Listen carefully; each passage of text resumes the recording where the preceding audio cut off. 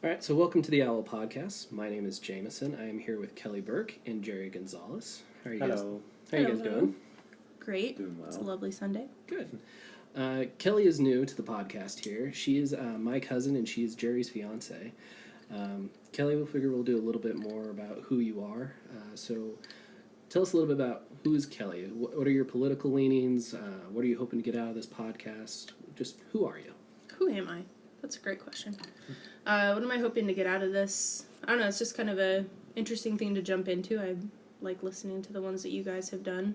I listen to a lot of podcasts, and I find myself having my own like internal dialogue. I'm wanting to dial in to, interject and mention things. So I don't know. It's kind of when you're listening to things like that, you always think of your best comments during the conversation, and sometimes I'm like, I should be writing this down or something, so then I forget it later. Yeah. So I just think it'd be interesting to do a podcast, and I feel like this is just us recording a conversation we've probably had 100 times, because we all have gotten together and talked about this stuff anyway, so just a chance to put it down and then listen to it later, like writing a journal and reading it a year later. You kind of reflect on your own mind, and sometimes you don't even recognize your own voice. Yeah. So I kind of like doing that too, because it traces your progress of where your thoughts have been and where they are now. It's an interesting thing to do and see that you've made progress on things. As far as my political leanings, I'm kind of all over the place. I find myself doing 180s on things as I learn. I think it's kind of a positive characteristic to be able to change your mind after you've learned new information, even though it looks like flip-flopping on topics. So I'm one of those frustrating people that refuses to be categorized. But I guess if I wanted to put it in a box, I have a lot of conservative leanings. I have a lot of liberal leanings. Okay. Kind of depends on the topic.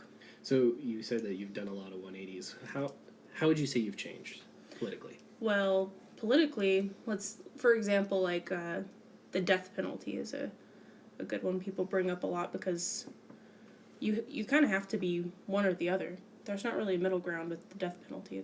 It's kind of an easy topic to ask somebody because they have to choose a side. Mm-hmm.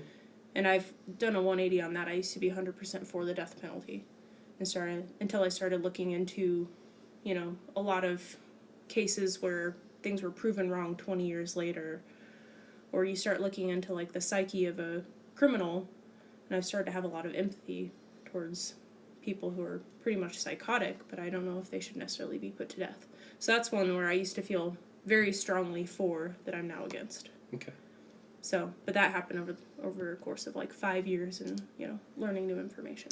What would you say has started to make you do those changes? What kind of drove you to basically really dive into these things and develop new opinions, new ideas? I think most of that came from taking psychology classes in college, because you start to actually reckon with your own mind and how you are a victim of what your brain decides to do to you. And people who have, mental illnesses, you're a step away from that. You have no control over things like that.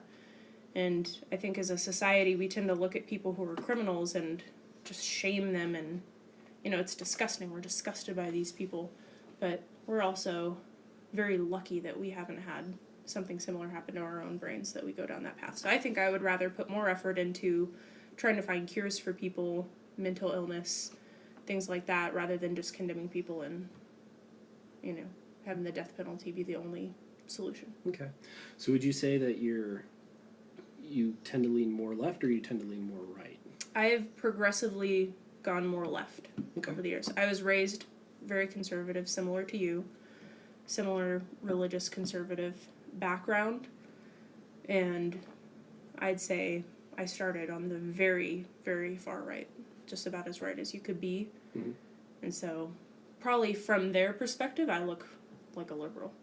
But it's funny, like, looking at yourself, you don't always feel that way, but depending on the perspective, I'm sure they all think that I'm a liberal wacko, Yeah, I could see that. I'm sure that my family would probably say the same about me, but I still have a lot more right-leaning than I do left. Right. It's just because, But from their point of view, maybe not. Exactly. You're the liberal sheep that lost its way. I'm still not nearly as bad as my siblings, so I've got that going. Hey, at least we're responsible-ish adults. Right. Cool. So a question that Jerry asked me, who have been some of your major influences, like authors or politicians, anything like that? Or could you list down like 3 books that you have said would have major influences on your life? Probably, if I were to have a book, I like to kind of turn this question to and tell people, if you had one book that you would recommend to me to read, what would it be? And for me, that is Heretic by Ayan Hirsi Ali. She's one of my personal heroes. If I ever got a chance to meet her, I'd pay all the monies to go to one of her public outings. I know there's not many anymore, but anyway, Heretic was kind of, I don't know if you've read it. No?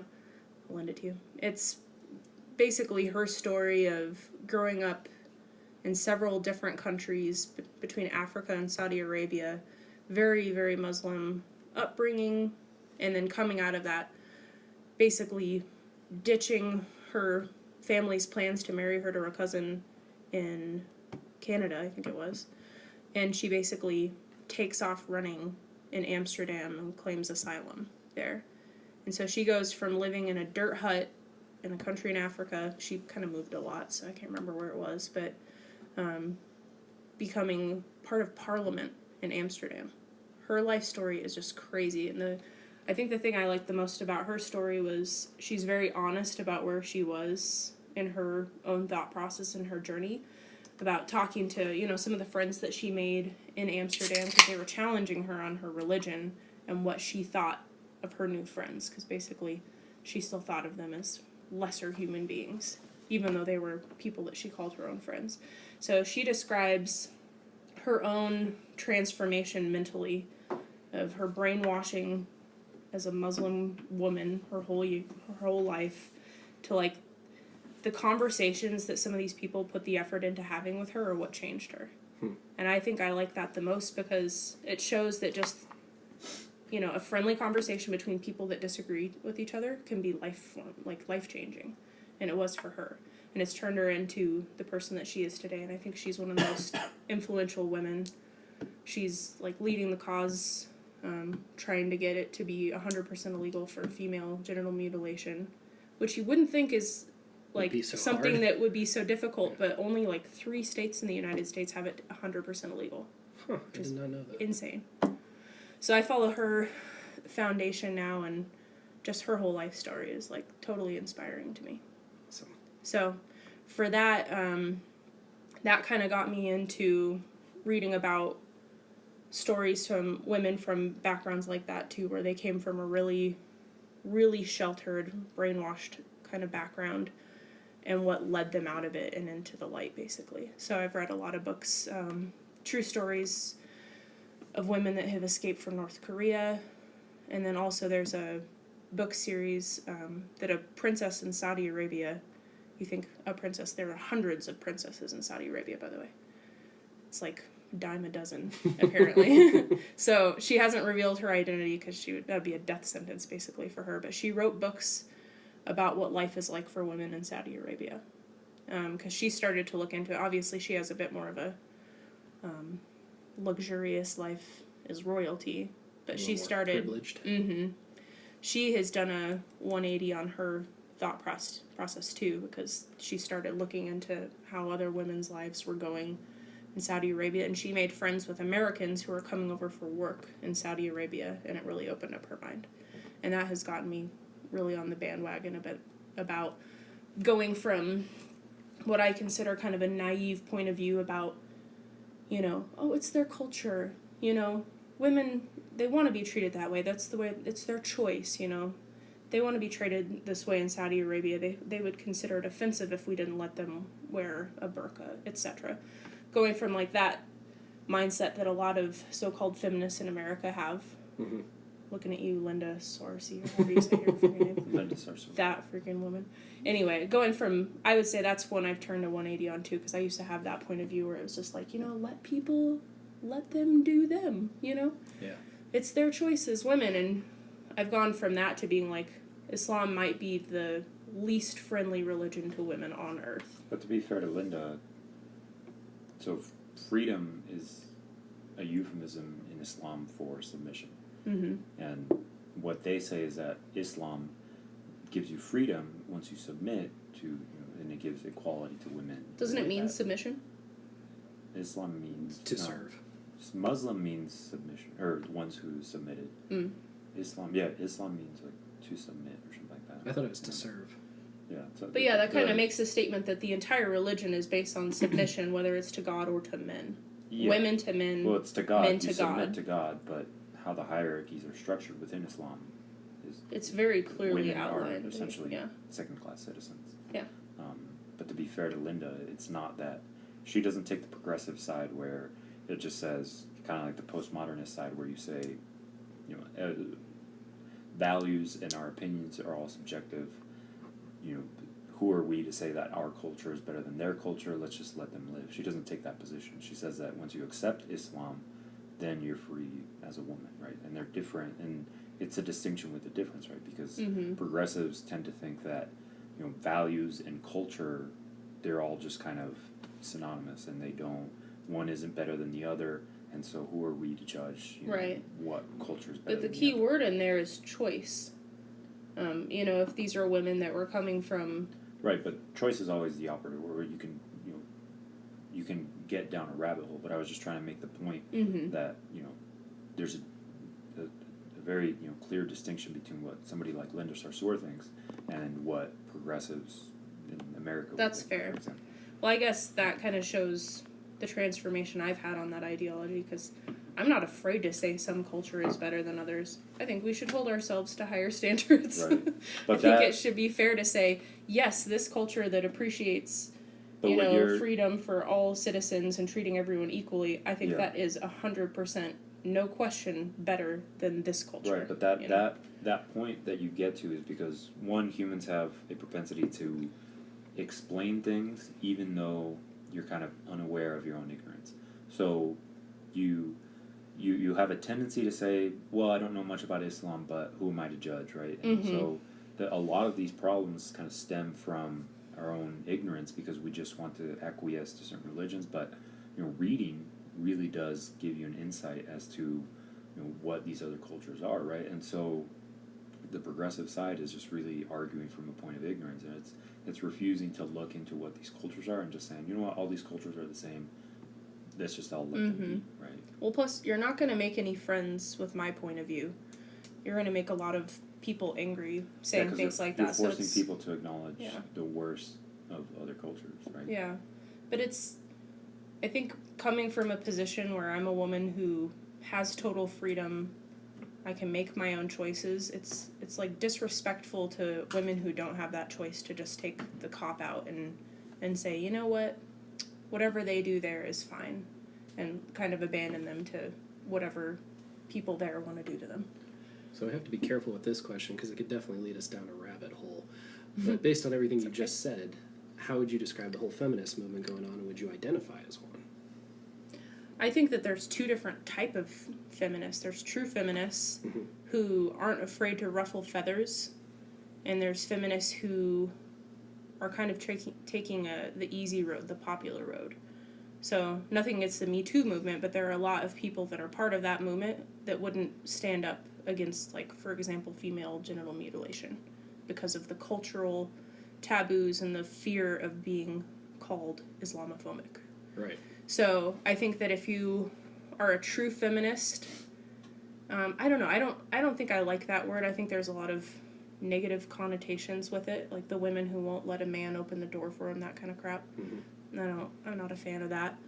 But I think wanting equality for all people and wanting people to be treated the same, there shouldn't be anything that's off limits, even if it isn't a popular opinion politically, because right now saying anything against Islam is extremely unpopular for that whole crowd. Well, not only that, it seems like a lot of the feminist movement right now is all like if huge proponents of Islam and saying like it's a religion of peace and they're not oppressing women, and in fact those women are so free, blah blah blah, and yet they'll go around marching around Washington D.C. wearing burqas when they don't even realize that the burqa stands for oppression of women.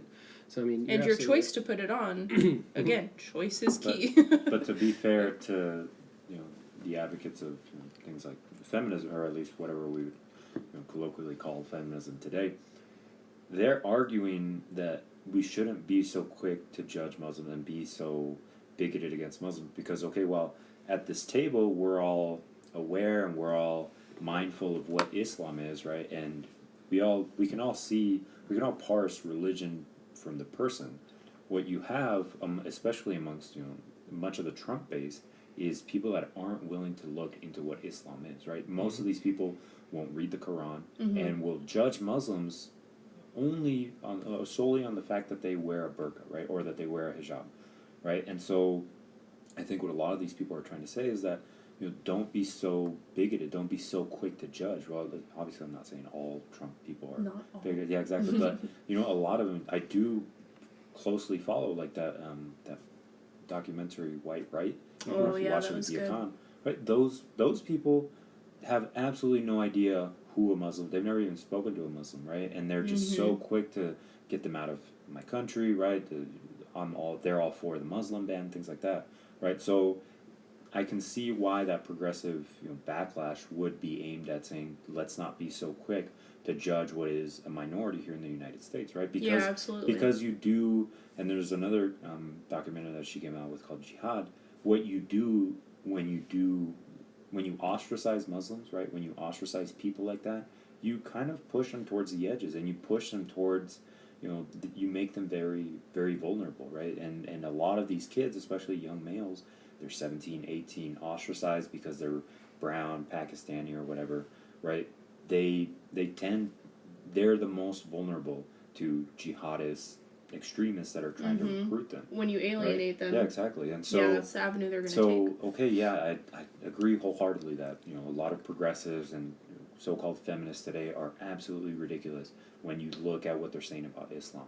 But I do understand it because you do have to fight back against that total ostracism of Muslims, especially amongst the right. I agree. Well, that's why I like how like Ayan's approaches and to an extent Majid, because they're not fighting for total abolition of Islam. They're fighting for reform within the community, because that's where it has to come from. If they're going to make positive changes, they have to get the buy-in of other Muslims.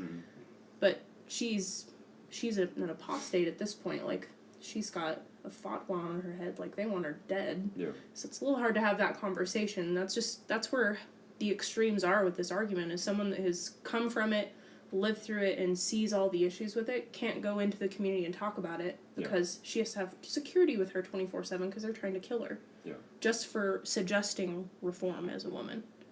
So, but I definitely understand what you're talking about, how if they're trying to make any progress on their movement, it's pretty much like political suicide to condemn the way that Muslim women are treated. So I think they kind of stay away from it. Well, they've just put themselves into a corner. They're, between a rock and a hard place where, okay, you're trying to be the advocate for, equality and saying don't treat Muslims, don't be so quick to judge them, right? They're all nice people, but, let's just accept their religion for whatever it is.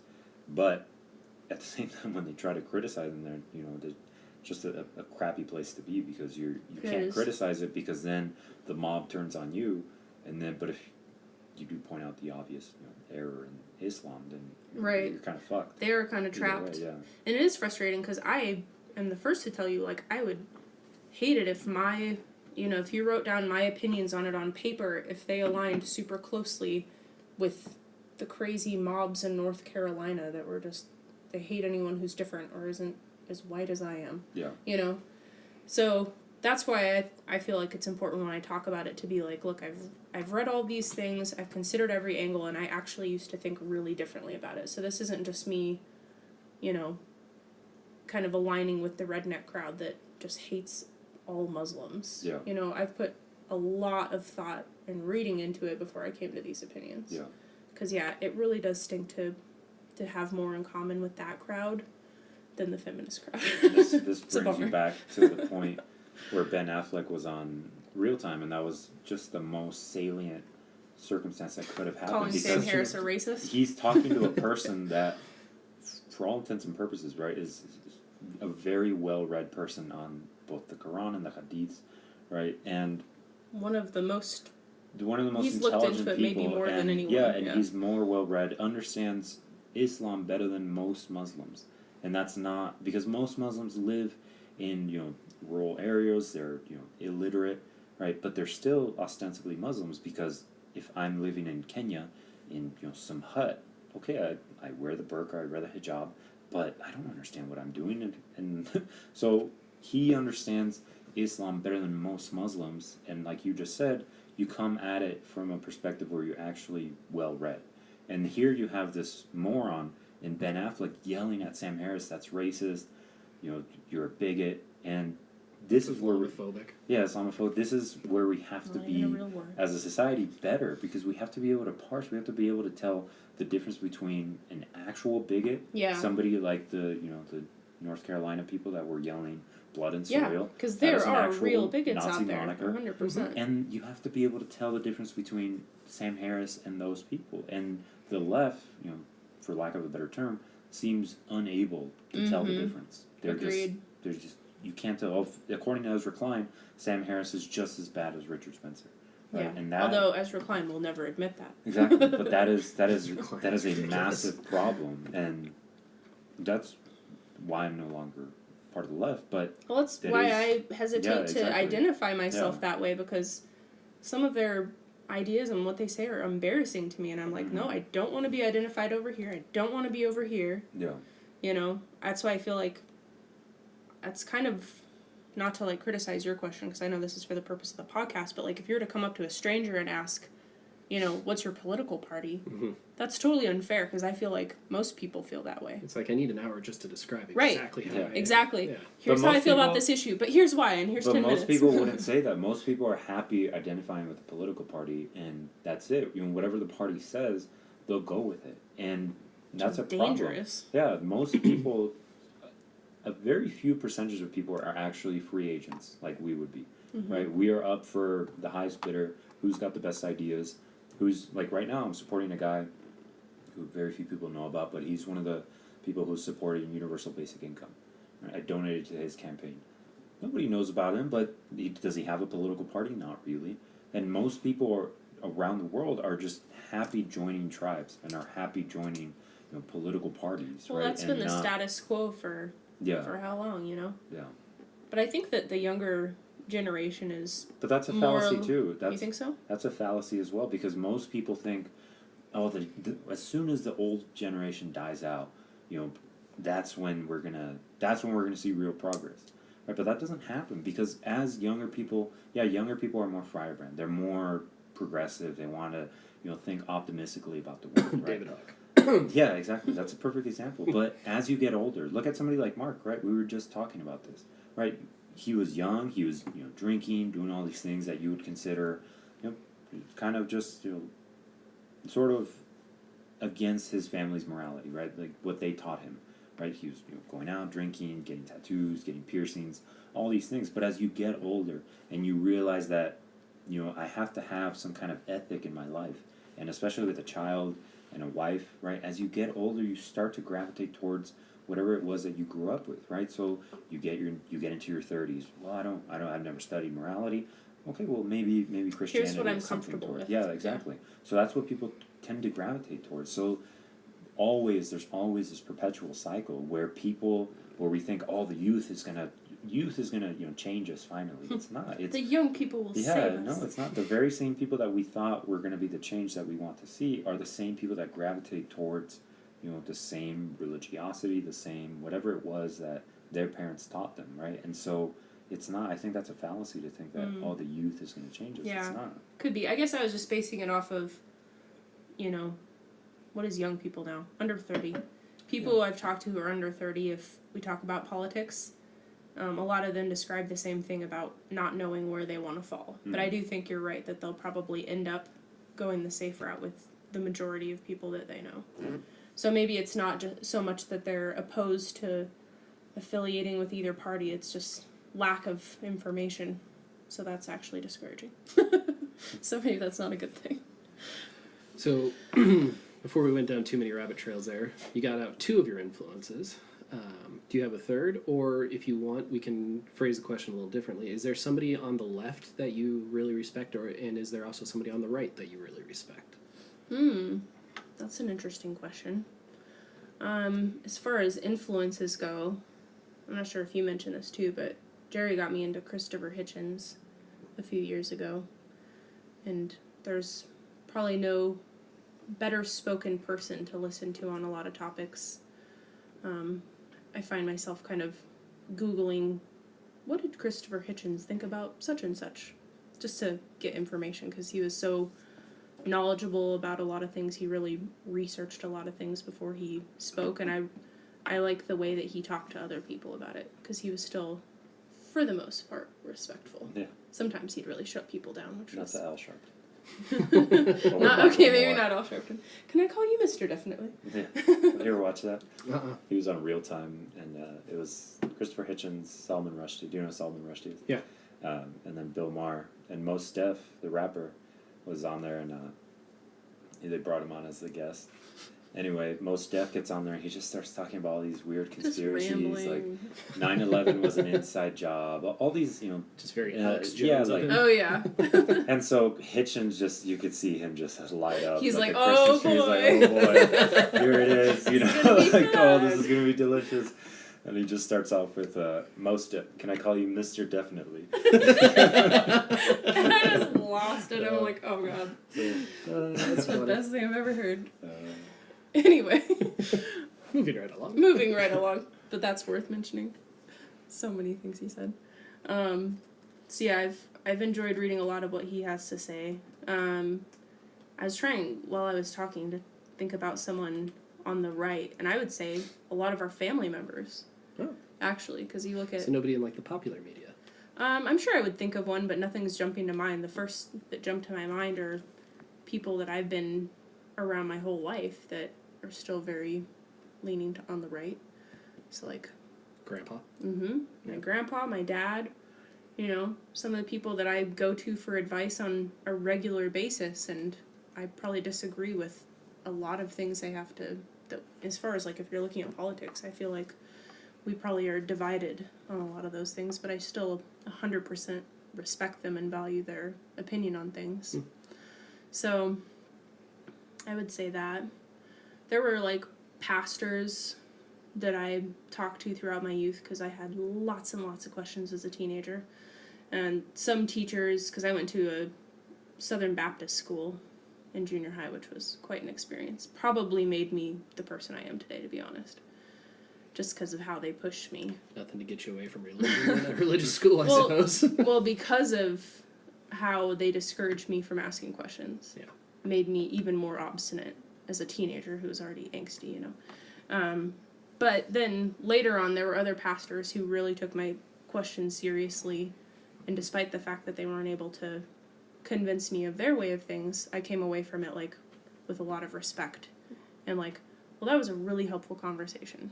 And instead of just shutting me down and being like, your doubts are blasphemous, Yeah.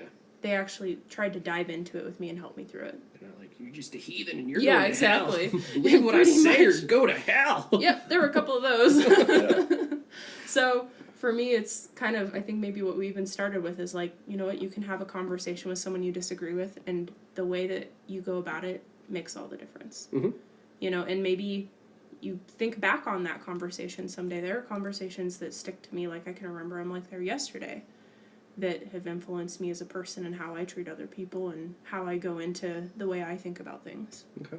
So, I think that one is a hodgepodge of several different people. That's fair. I'm sure later I'll think of someone and be like, oh, Yeah. it's that person that I met. We'll just throw it in there then. That's just cool. Toss it in like a I'll just football. edit it later. Just say it. There you go. What about on the left? On the left, I don't know. How would you, Christopher Hitchens, where would you throw him? He was a former socialist. That's why he's former so Marxist, interesting.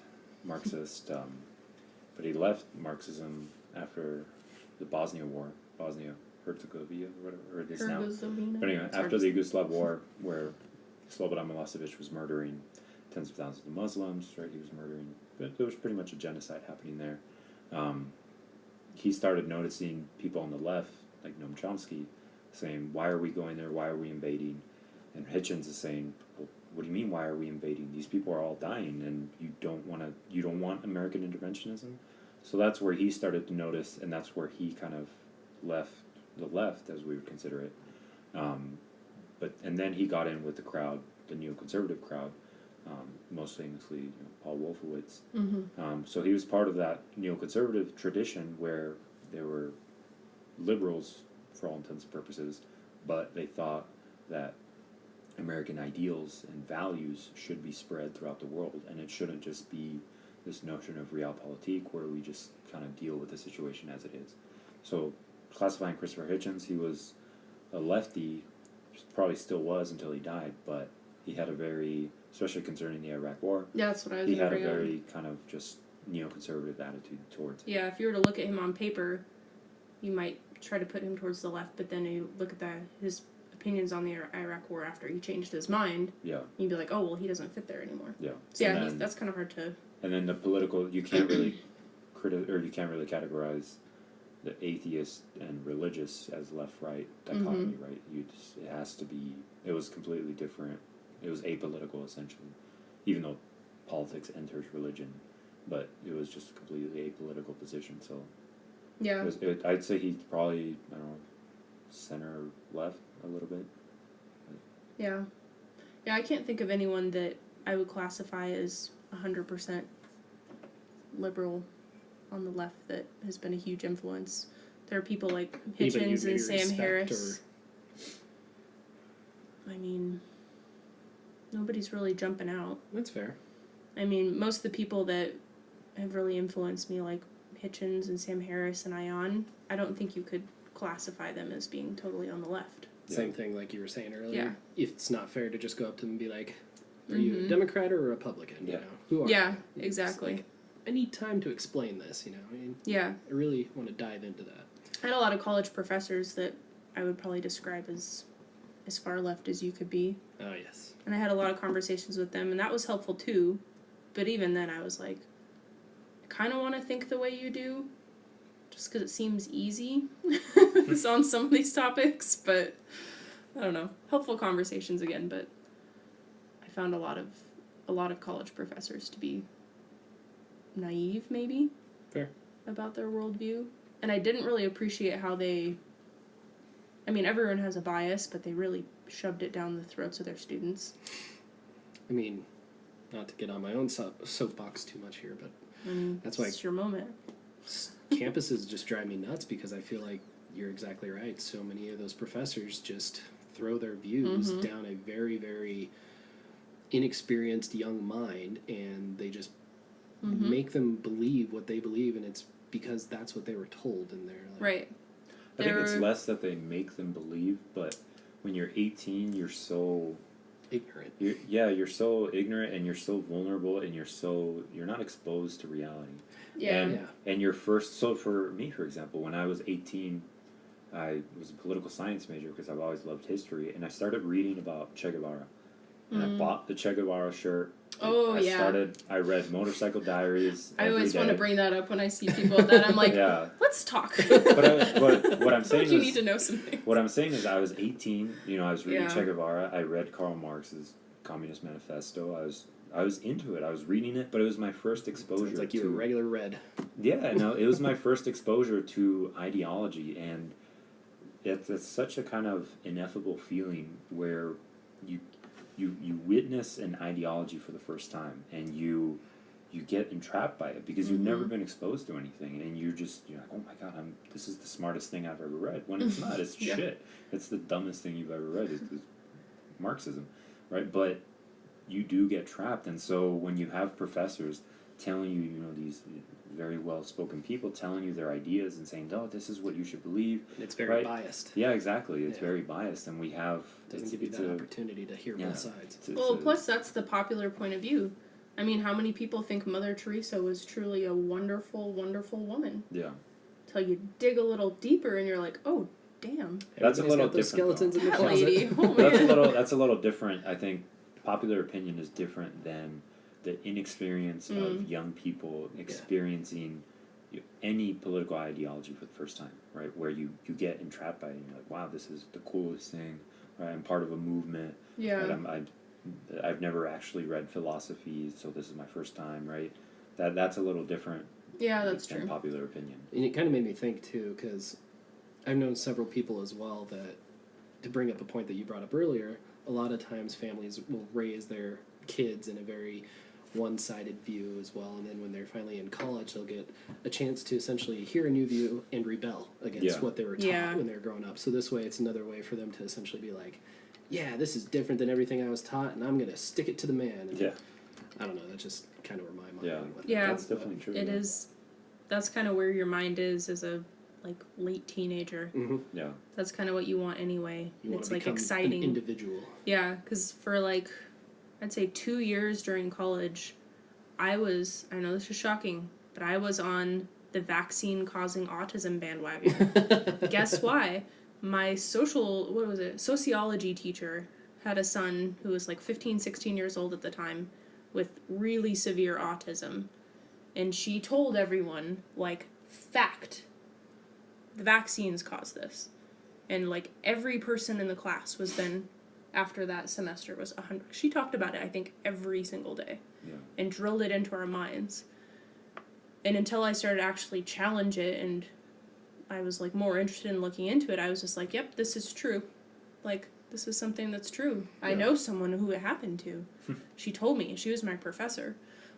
This is a person from a respectful position that probably has done their homework and really looked into this, yada, yada, yada. And it wasn't a super interesting topic to me. And then when I did start looking into it, I was oh, I'm super embarrassed. I don't even like admitting this, that I thought this, and I didn't even look into it. But that was a perfect example of really taking advantage of your position as a professor and a person who's teaching someone, to tell everyone that is 100% true. That's bullshit. That lady, super irresponsible. Yeah. I have a lot of opinions on the autism thing now. Fair. So with that being said, I don't know if you guys, any of our listeners here, listen to Ben Shapiro or Sam Harris, but Ben Shapiro recently did a podcast with him. It was only about an hour long, but it was really good. They talked about a lot of different things. One of the biggest things that they focused on was religion, morality, and religion essentially in society. But the thing that I really liked most about that podcast essentially was at the very beginning, Ben and Sam were talking essentially about how they're two very different people. And Ben Shapiro said it himself. He goes, you ever look at somebody and you think that you're not going to be friends with that person? He was thinking that for a long time with Sam Harris, but yet they're sitting in the same room now. They actually have quite a good respect for one another. And they're just talking about how they have a good conversation, and they even have differences on almost every single point of view, but yet they've kind of formed a friendship based on the fact that they're able to have those conversations with each other and not turn it into essentially a pissing match. And they're really able to, as Ben said, flip over the stones and kind of look under the other side and really just talk with one another. And that's kind of what I liked about our podcast as well, is we're really able to just dive into this podcast and just talk with each other and get different points of views, even though we all have pretty similar mindsets, but we still have different enough views. But that's kind of one of the things that I liked about it. That's one of my biggest takeaways. I know, Jerry, you listened to the podcast. What were some of your big takeaways from it? Well, just as far as their friendship goes, that was one of the biggest things, and that's one of the biggest differences between the left and the right now. I know that a lot of people on the right probably would play that game, but Sam Harris was just so adamant that he can't have conversations with people on the right, like Ben Shapiro, maybe even Jordan Peterson, right?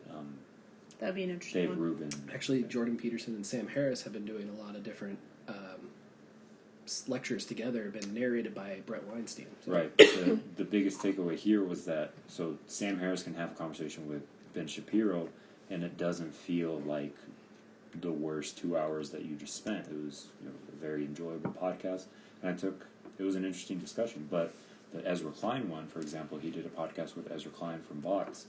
That was painful. And that was extremely painful to listen to. Not because, and Sam fucked up a lot on that podcast, but Ezra made it unnecessarily painful, and he was just trying to accuse Sam of so many things and trying to win so many points that Sam was always trying to go back to, I'm just trying to explain away the misconceptions that you keep holding about me, and that never happened throughout the podcast with Ben, right? Ben was always charitable, and he said, this is your position, so how do you argue against it, right? How do you defend it? And that was the biggest takeaway, right? It was that conversations can still happen, and they don't have to drain not only the two people participating, but everybody listening, right? Mm-hmm. So that was the biggest thing.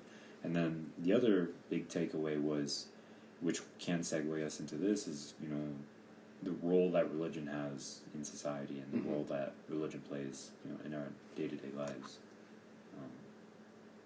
So that being said, Ben came from a place of arguing that you do need to essentially have some kind of a religious background to essentially have a different view on morality or a good view on morality. And Sam, he's an adamant atheist, and he kind of argued the vice versa on that, if you will. That's very nutshell of what it is. But I guess, how do you guys view that? How do you take away the morality? How do you take away the religious aspect of things in society? I guess, where do you get your morality from? So Ben was trying to ground morality, right? And they didn't really define what it means, but morality essentially means, you know, how to behave in a way that is good, right? You want to. If the word means anything, good is, you know, behaving better than bad, right? And so, how Ben was trying to ground it, Ben is trying to say that in order to have an objective morality, right? In order for us to realize, you know, what is good and bad, you need to ground that in God. And God gives the commands. So whatever God says is what he commands, right? Whatever God commands is good. And then if God didn't command it, then that's bad, right? And Sam, and this is where I tend to agree with Sam, Sam says, no, that's all nonsense, right? God, the very notion of God is just something that we created, that humans created, and we're just having conversations. We're just speaking to one another. And through conversation, through, you know, using the tools of science and conversation, we can figure out what our morality should be and, you know, what our ethics should be, and we can figure out what we mean by good and bad. And so that's where I would side with somebody like Sam Harris and say, you know, we don't need to ground it. This notion of this moniker that we have to ground our morality in something is an illusion. We don't have to ground anything in anything. The mere fact that if all we're willing to acknowledge is that there are bad states of being and there are good states of being, and if we all move towards that collective good, then that is a morality that we can define, right? And we can all, essentially what I'm trying to say is that if words mean anything, right, if good and bad mean anything, and we can maneuver throughout that spectrum, and that's how we should define our morality. We don't have to have some kind of objective cornerstone where because God commanded it, it's good, right? No, we can just do it through our own discussion and our own tools of science. Yeah, I kind of go back to, I think it was Hitch who brought up the example of the Good Samaritan. Wasn't it him? Yep. Yeah. So there's the story of the Good Samaritan that I think is pretty well known, and that's kind of just saying that people know what you're talking about, where it's someone doing a good thing when they didn't have to. But the irony there is that that Samaritan wasn't a religious person. So the very example that they're bringing up about how you're being a good person by being this way, their example, the person who was their example was a not religious person. So, and then for them... Christian person. That was the example that Hitch was using. Yeah, I thought the Samaritan even was like a heathen in their eyes. Oh, I don't know, but he was trying to say that Christianity didn't have to be invoked in order to be a good person because the Samaritan wasn't a Christian, right? Right, which makes that example ironic. Yeah. Because that's the story everybody goes back to. But it is something that I've heard growing up a lot of the time. It's like, oh, you should go to this dentist. He's a really good Christian guy. You know, and I was like, being a what does Christian that have doesn't to do make with... you a good dentist. Does he know which tooth to pull? Because that's what I'm concerned about. Right. But I would hear that a lot, and it bothered me because I know a lot of non-Christians, and that's where it's a sore subject for me, because it's like, all right, people that I know and love that aren't Christians, are they not then going to be good people, or they don't qualify in this little happy circle? Do they not get my business? Right? Yeah. Not going to that dentist. Yeah. He's a heathen. So yeah, I've grown up hearing that my whole life basically, and I always wondered about that. I'm like, what does that have to do with it? And it is kind of a commonly accepted thing in society that, like, oh, this is a like-minded person. They're going to do the right thing because they're a Christian. Mm-hmm. But then I came across countless examples of, like, people in a position of leadership who were, like, pastors or, like, higher-ups in the church that did some pretty terrible things. So I'm like, all right, well, which one is it then? Right. I mean, it's the Catholic Church is the most famous for banging little boys, too. Yeah. I mean, that's obviously not something delicately. Well, yeah. But I guess, how do you feel about Ben Shapiro's view on that, then? Well, I think Ben is wrong just on the basis that he wants to ground morality and ethics in some kind of objective person or thing, right? Like he wants to say, you know, because God says it, then we can we can do it and it's good, right? And so that's my biggest takeaway is that what God and even Ben's God, right, according to the Old Testament, allows for a lot of things. He allows for slavery. He allows for murdering apostates. He allows for, just read Leviticus. And well, you even can see, Jesus himself said some things about exactly. serve your Roman masters as you would serve God, basically. Yeah, something like around those lines. Yeah. But anyway, Sorry. The Judaism of Ben, for example, is it gives you credence to do a lot of horrible things, and so this is the game that Ben doesn't want to play, because if he's grounding his morality in his God, then he has to account for a lot of terrible things, right? And so that's where we do have to have human discourse and reason and use science, the tool of science, to enlighten us as to what our morality should be. And we shouldn't refer back to these texts that were written, 7,000 years ago, up until the Messiah, and even past that, where the most famous Jewish scholars are people like Maimonides. We shouldn't refer back to people before the tool of science was even invented to figure out what is ethical and what is moral and what is good. And that's the game that Ben wants to play. He wants to go back and refer to these texts and say, "Oh, okay, well here's where I'm going to find my answers."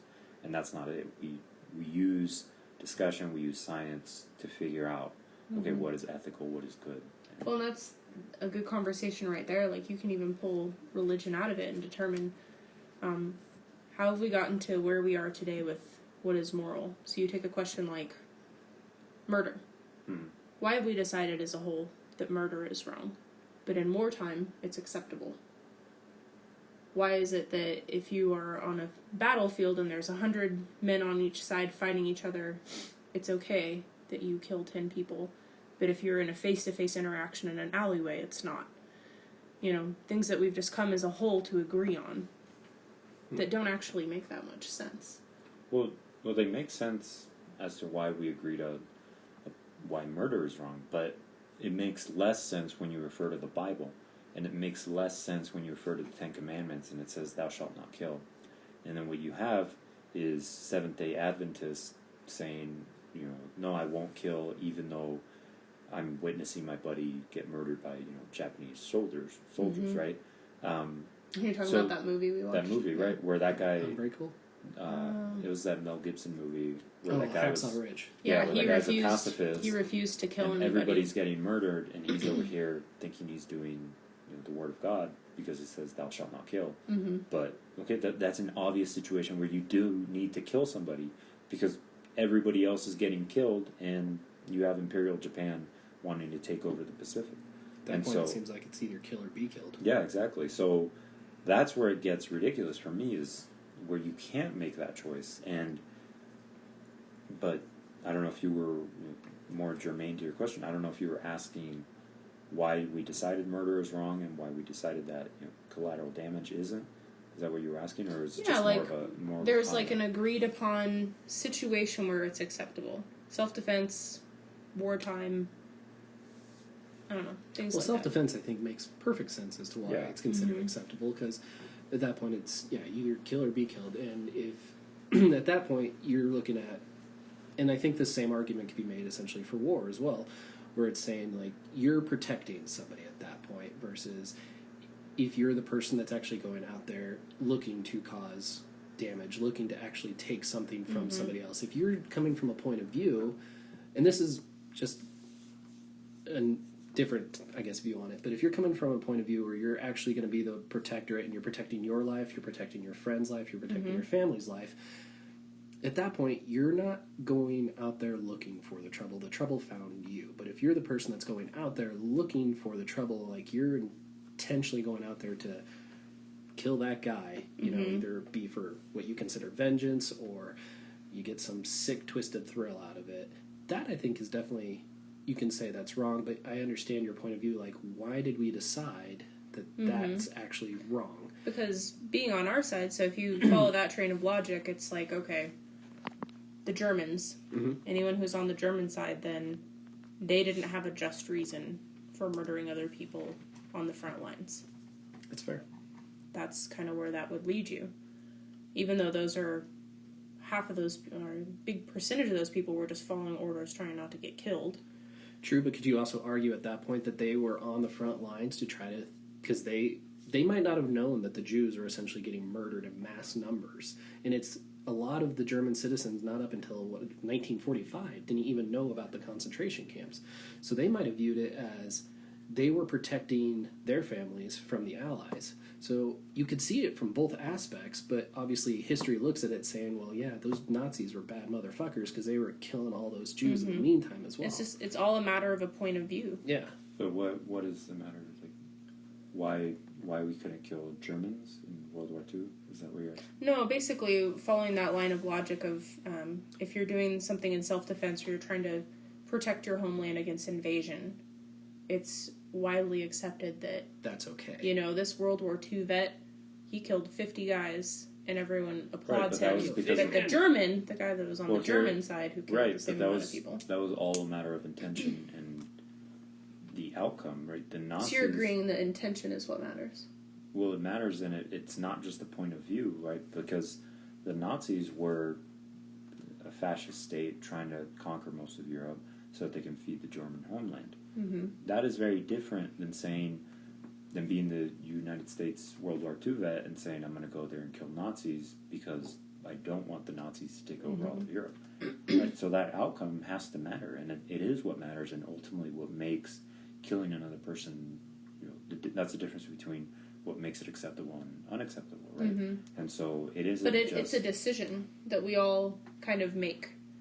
What's acceptable and what's not. It's still the same act. You're still killing another human being.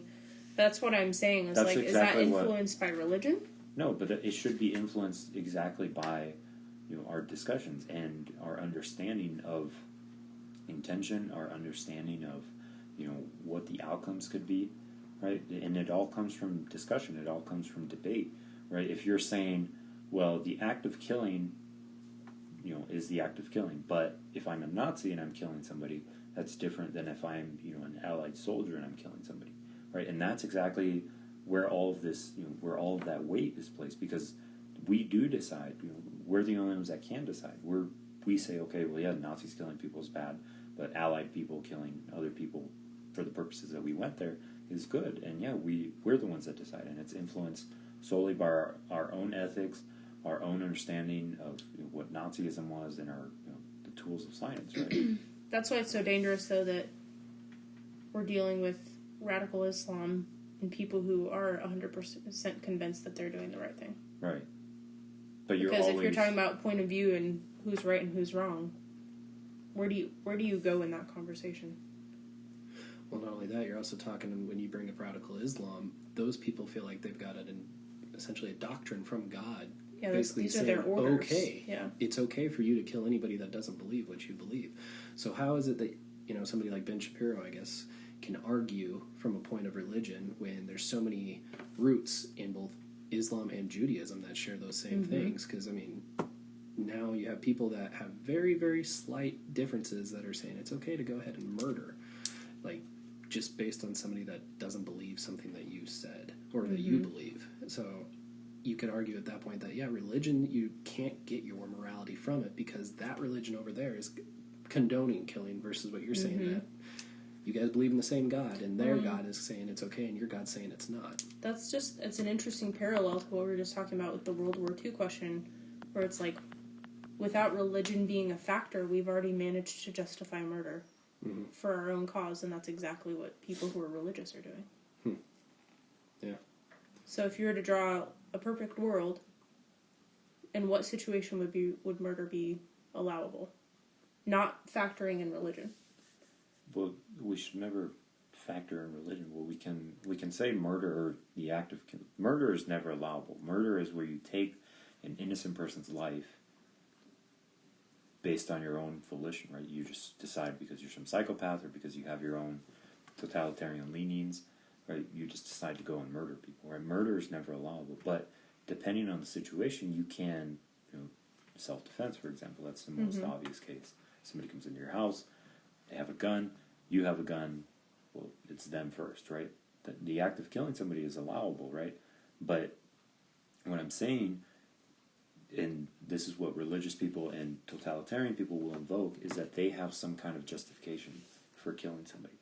By using reason and by using science and discussion, you can rule out any sort of inclination or any sort of justification for killing people, right?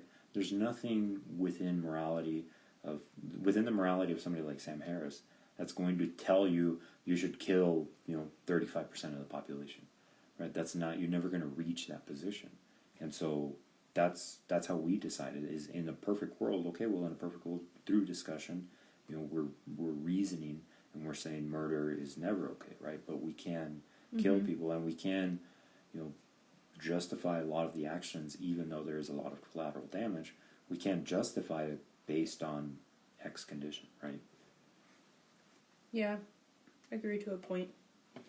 It's just an interesting thing that we can call one thing murder and another is just collateral damage. Right, but that's what words mean. That's what it means to have a language, is that we can call murder, we can call collateral damage, because it's all based on the context, right? If you're bombing, Saddam Hussein's palace, and you happen to kill one of his servants, right? But you're bombing him because you want to remove Saddam Hussein from power, because Saddam Hussein was a terrible person, right? That is very different than murder, right? The context is different. Well, there's a big argument there. I mean, that's been a question with all the drones that have been used to take out key people. Exactly. They surround themselves intentionally with innocent civilians in hopes that will basically draw fire away from them. And there are people that are operating the drones feel horrendous guilt about pulling the trigger. Because, I mean, first of all, you have the aspect that you're far removed from it. You're not sitting there face to face with the person, but they have to make the decision, whether or not that's okay to do. Right, and I think that it's not so clear cut as that, But it's never going to be clear cut. But we are the ones that have to decide, as a society, as people, what we can allow. Right? So, do we allow? And then there's people that take very radical positions. There's people like Mahatma Gandhi that wrote letters to Hitler and was saying, "Please, friend," he's calling him friend, right? He's saying the Jews should jump in the oven. There's radical positions on pacifism, and there's radical positions that are immoral, even because people don't want to make that decision, right? And we're the only ones that can decide what is immoral, what is moral, because we're the only ones that control our own destiny. And so, yeah, it seems arbitrary to be tasked with saying, well, I deem this to be immoral, and I deem this action to be good, right? It seems like an unfair and kind of cruel joke. But it is. That's the situation that we're in. And okay, so we have to take it in stride and say, well, we did decide this. We did decide that we allow some collateral damage. We don't allow any murder, right? And you get into very gray areas. I just think it's worth reevaluating those, because it has become kind of a status quo kind of thing where religion has played a part in, what is acceptable and what's moral. Yeah. And some of it, especially as the world is changing and you have things like drone warfare, I think it definitely deserves to be looked at. Well, what's acceptable and what's one last point, and then I'll let Jamal talk, because I feel like I've been talking about. No, keep going, man. The reason why people go back to religion, and the reason why we want to ground things in objective truth, is because there's a safety and sort of a validation in religion that you don't find when you're just talking to somebody like me and you say, oh, okay, well, it's just, what do you mean just through reason? How are you going to be able, how are you the one that decides that, right? And there is a safety in relying and referring back to the Bible and referring back to the Old Testament, referring to the Quran. People feel safe. They go, oh, okay, well, here I'm going to find my answers. It's a lot more difficult. Yeah, it's like a guidebook. Yeah, and it's a bad guidebook because of all the terrible things that it says, but I do understand that sort of impulse to want to go back to the Bible because you do feel safer there. And you say, okay, well, I don't agree with everything, but this is the true knowledge, right? This is going to ground us, and this is going to be the objective value. And we can't have that. We have to be the ones that decide. We as a species have to be the ones that decide. I mean, I agree with all that. Something that I was thinking of was, it may or may not necessarily be relevant to this, but I wonder if a lot of people look at religion as essentially a guideline for their morality, so it takes the weight off of their shoulders. So that way they don't have to essentially think about it on their own. They're like, this has already been set in place for me. I just have to follow these. Instead of trying to actually have this conversation and think, like, where do I actually get my morality from? What do I actually consider wrong and right? Yeah. I mean, some people might just look at it as it's an easy cop-out. Does that make sense? It does. That's exactly what I was saying. No, that makes a lot of sense, because if you look at it from like a psychological standpoint and studies that they've done about what you'll do when an authority figure is telling you to do it, it's amazing the things that you're capable of when you're like, well, it's my job. I'm being told to do this. It's my job to do this. There are probably consequences if I don't do it. And that's exactly what religion is. You can even also argue that a lot of soldiers have to take that same approach when it comes to killing as well. Oh, absolutely. That's exactly where it tied in, was to the Nazi studies. That's why the analogy to the Nazis is so perfect, because it is. Here you have a totalitarian ideology, just like religion. Could there be more of a contrast to religion than a totalitarian government? No, it's perfectly... It's a great analogy. Totalitarian systems, just because they don't invoke God, are, for all intents and purposes, a religion. And they have every justification to kill people, to enslave people, as any text would give you, right? But they have their own crazy ideas. But here you have, in Nazi Germany, Nazi soldiers thinking that they're justified in conquering all of Europe because of what was written in the Mein Kampf, right? And so this is why JMO's point is very good, right? It's just, we can't continue to refer back to some objective truths that make us feel good and say, oh, okay, well, actually the Bible said it, so it must be true. I don't have to think for myself. I can just refer back to the Bible and it tells me everything I have to know, right? And it is difficult to think for yourself. It is difficult to form your own opinion on certain things. Yeah, it can be uncomfortable. Yeah. It is nice to have a guidebook. Guidebook that's like, this is the way it is. You don't need to challenge it. Stop thinking about it. It's been this way for 4,000 years. Just keep it going. And it's worked just fine. Yeah. So. But when you start really challenging it, it's even more uncomfortable, because you start to doubt decisions that you've made and the way you've thought about things. It kind of unravels your identity to a point, or who you think you are. And you had to wonder, too, about, I'm sure there were a lot of Nazi soldiers who, didn't have all the buy-in for what they were doing. Yeah. But for them, it's kind of an interesting parallel to people who are joining up with ISIS now. ISIS is coming into little villages and basically telling able-bodied men, we can either shoot you or you can join us. Yeah. And we'll give you a salary and take care of your family. And you'll probably have some women on the side. They're like, well, gee. Tough choice here. For a lot of the soldiers, it's like, I mean, would you really have the guts to stand up and say, I don't agree with this, and just let them shoot you? Or would you go along with it? And then possibly have a really prosperous future with Germany if they had won? Who's really got the moral backbone to stand up to that? Well, and I don't think at that point, if you look at it from that view, you can't condone them either for doing what they're doing, because you're like, well, if I was in those shoes... You mean like condemn? Or condemn, thank you, I'm sorry. I thought that's what you meant. Yeah. Yes, I got word dyslexia. But no, you're... Yeah, because everyone thinks that they would do better. Yeah, but when you're faced with that situation, what would you doubt do? it, yeah. You're like, oh, great, I'm going to have to sit here and watch my dad get his head cut off. I'm going to have to sit here and watch my brothers get shot. Yeah. And then Or I could go with the flow. That. Or I could just be like, all right, I'm mein Führer, I'm there. Yeah, exactly. Yeah. There's like a fallacy in our minds that you think you would do something different. Like one of my favorite studies I learned about a long time ago was the bystander effect. Mm-hmm. Where a bunch of people in an apartment building, they can all hear a person getting murdered in the alleyway, and everyone's like, oh, someone else is going to call the police, or someone else is going to intervene. I'm not going to... Like, everyone assumes, like, oh, no, I would do something. But it's basically, the nature of our minds that we're all privy to that, you know? It's fascinating. When I was in my EMT class for the fire department, one of the very first things that they tell you, if you're the first person to ever come up on like a scene and you notice like somebody's been shot or somebody's broken their leg or somebody's hurt, whatever it may be, very first thing you do is if you see somebody nearby, you point at them, you get their attention, and you tell them, call 911.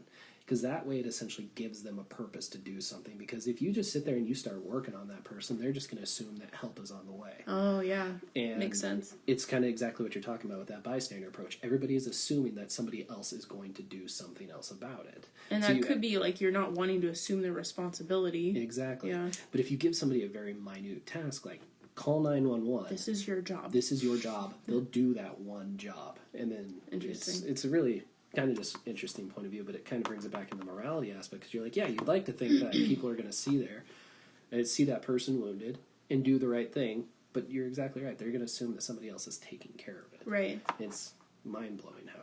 It is, and it makes you kind of sad about the way your own mind works, but that's how we are. It is. It's crazy. Huh. Well, that was a fun little conversation. Yeah. So one of the other things that we talked about doing was bringing up the retirement of Justice Kennedy in the Supreme Court. I don't know if a lot of you people know who he is, but he was considered a swing vote for a lot of different years because he kind of had leanings on both the left and the right, but mostly the left. A lot of people are worried, though, with him retiring and the new appointed Bill Kavanaugh? Sounds like a Harry Potter spell. I like that. Yeah. That it'll turn the court to a very conservative-leaning court, because not even a year ago there was another nomination for, was it Gorsuch was his name, right? Mm-hmm. Yeah. And with that being said, there's a lot of a lot of concern on the left side. Yeah, there's a lot of uneasiness. Yeah, there's a lot of uneasiness, a lot of drama. Something that bugged me when I first heard about this is before President Trump even announced who his nomination was, he had people outside the White House protesting, the fact that it's going to be a very left-leaning type situation. And it kind of bugged me because it's like, you're not even giving this person the chance to do his job, and yet he's not even confirmed yet by the Senate. Yeah. So it's like, just be cool. But the other thing that bugged me is that the minute he announced it, they had videos of actually people out there protesting, essentially putting down their signs, getting a permanent marker, writing in the justices or the nomination's name, and then start going into the protest. And like, you don't even know a damn thing about him. Yeah. That would be a really rough first day. Right? Can you imagine? Like, it's just ridiculous.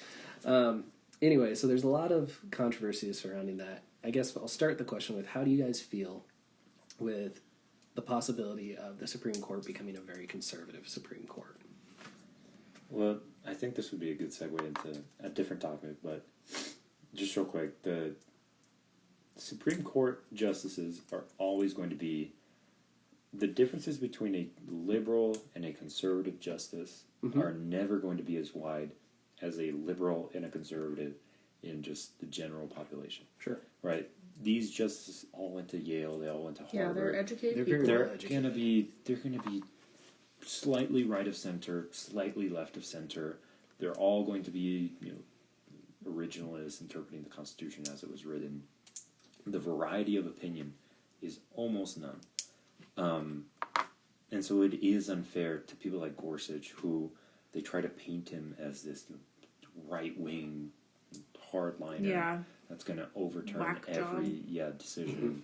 No, these people are not that crazy. They're very intelligent people, and it's totally insane to start protesting them when you don't even know who they are. Who the fuck they are. Have you researched this guy's? Exactly. I can admit fully I haven't. Yeah. But I also haven't been protesting him. Mm-hmm. I think that there's an ebb and flow that happens with who's appointed. It's just kind of a natural tendency with politics in our country that we're going to have the courts lean towards the left and lean towards the right, and we'll go back and forth. My question is, and this is where I feel like I'm not very educated on this topic, but how long are they appointed? It's a lifelong appointment, so, until they retire or they die. So I think that is where maybe people get so worked up, because if you have a very right-leaning, all of the judges are right-leaning, and they all have a good 15, 20 years left in them,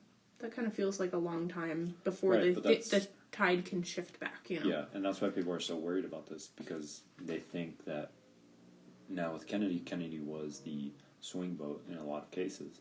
They felt like he kind of balanced things out. Yeah, and so now with Kavanaugh, they think, it's just going to be all conservative all the time, right? Mm-hmm. And so it's not necessarily like until the case. They die or retire. Like I said, like these people are very intelligent, and the gap, or sort of like the spectrum of their opinion isn't as big as contemporary politics is today, right? Okay. And so that's where, but it does bring us to a more interesting point where just sort of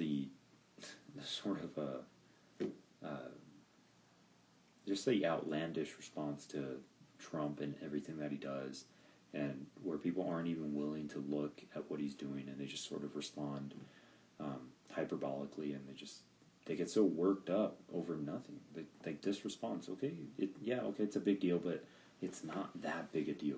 And what else would you expect, honestly? Yeah. This isn't shocking. Yeah. That he's putting a right-leaning judge like this. Yeah, a conservative what did you think he was going to do? Yeah. Anyone who's surprised, I don't know what you've been paying attention to. Yeah. It's kind of ridiculous, but like I said, he's not even confirmed yet, and he's just getting all sorts of flack from it. Yeah. It's ridiculous. But no, I agree with your point, Cherry. They're very well-educated people, and they're not, they being the justices, are not there to essentially put their political view on the law. They're there to interpret the Constitution and whether or not to determine if something is considered constitutional or not. So, they might all have very different views on things, but I feel like at the end of the day, you're right. They're going to do their best to interpret the Constitution instead of putting their own, political views or their own religious views into play here. Yeah, like you look at the case that recently finally went to Supreme Court from the bakery down in Denver with for anyone who's not familiar with it, I feel like the whole country knows about it at this point. We talked about it in our last two podcasts. Oh, did you? Okay. I feel like that was a perfect chance to show, it's like, okay, if you were really just to crack it down, like look at the Constitution and how it's laid out, which way would you go logically? I think the Supreme Court probably made the right decision. Agreed. So, and that could have been, for the judge who was in charge of that could have been something that he totally disagreed with. But I feel like you get to that level in your career, there's no room for your opinion. Like, I really think that they're breaking it down and looking at it. And I feel like at that point they have a very good respect of the law as well. Yeah. Yeah. I don't think you're having really inexperienced people come into this position, or it's just because you're a friend of You're not going to get Trump. Sean Hannity on Right. the Supreme Court. Thank God. Oh, okay.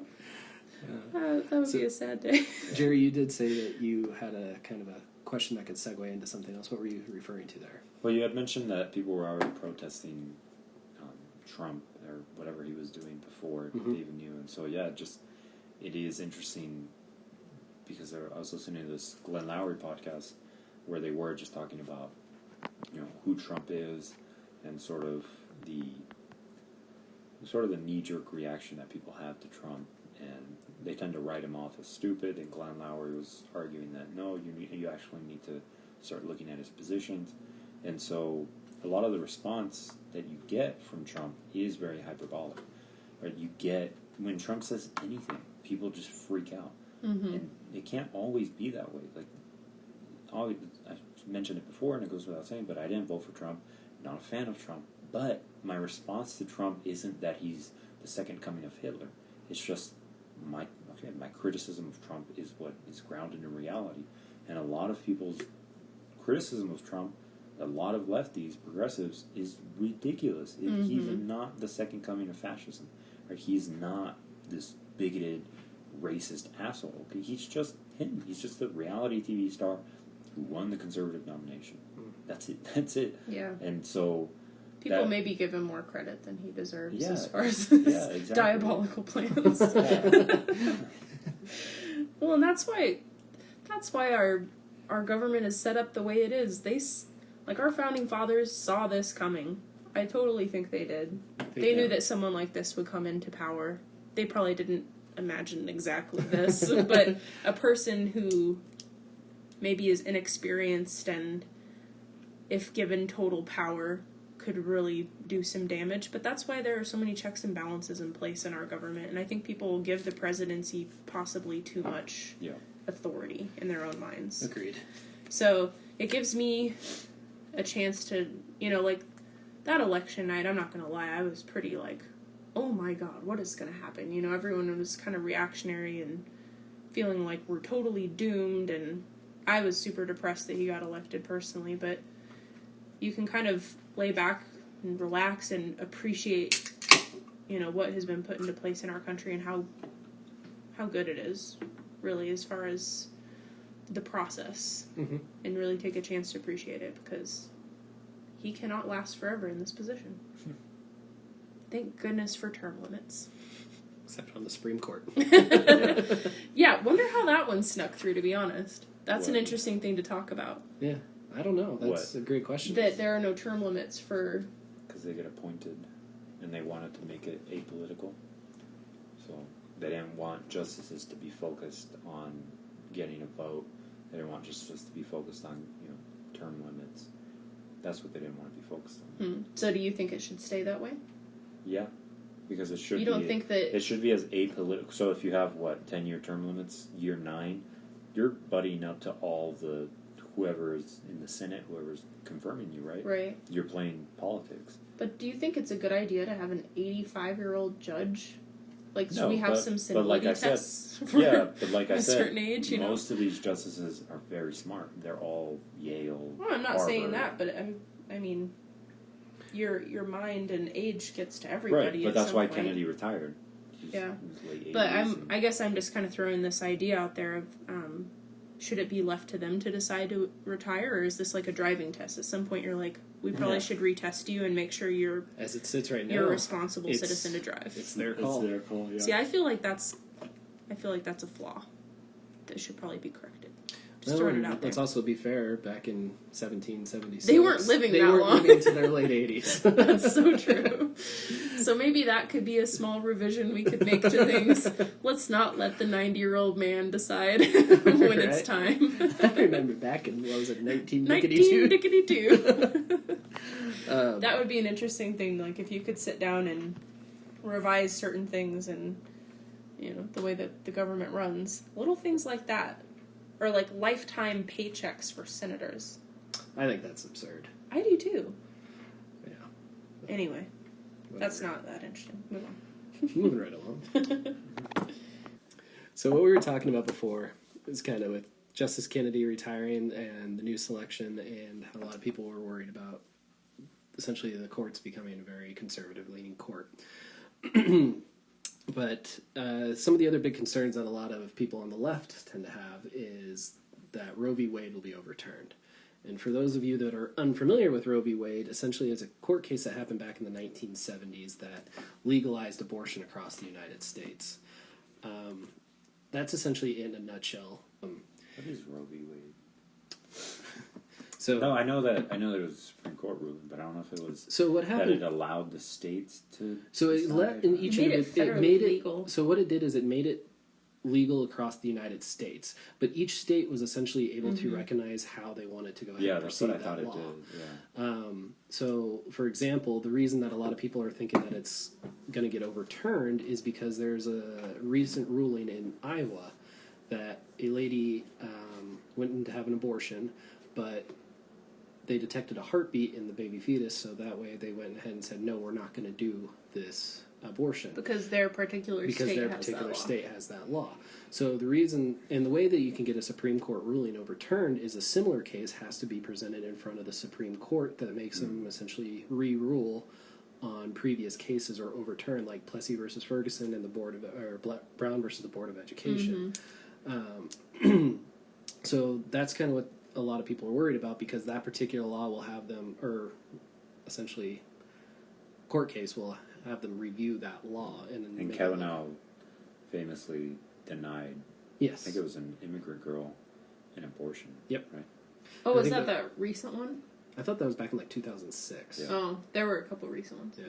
I mean, this happens a lot. No, I know which one you're thinking about. Is it different? Not her. Okay. So I guess my question, I'll propose it to both of you, is let's just go ahead and we'll start with, how do you feel about the Roe v. Wade? Do you guys believe that the women have the right to choose? Are you pro-life, pro-choice? Just how do you feel on these different things? My position on it is I'm pro-choice, and I think people skew the argument from the onset and say that it's...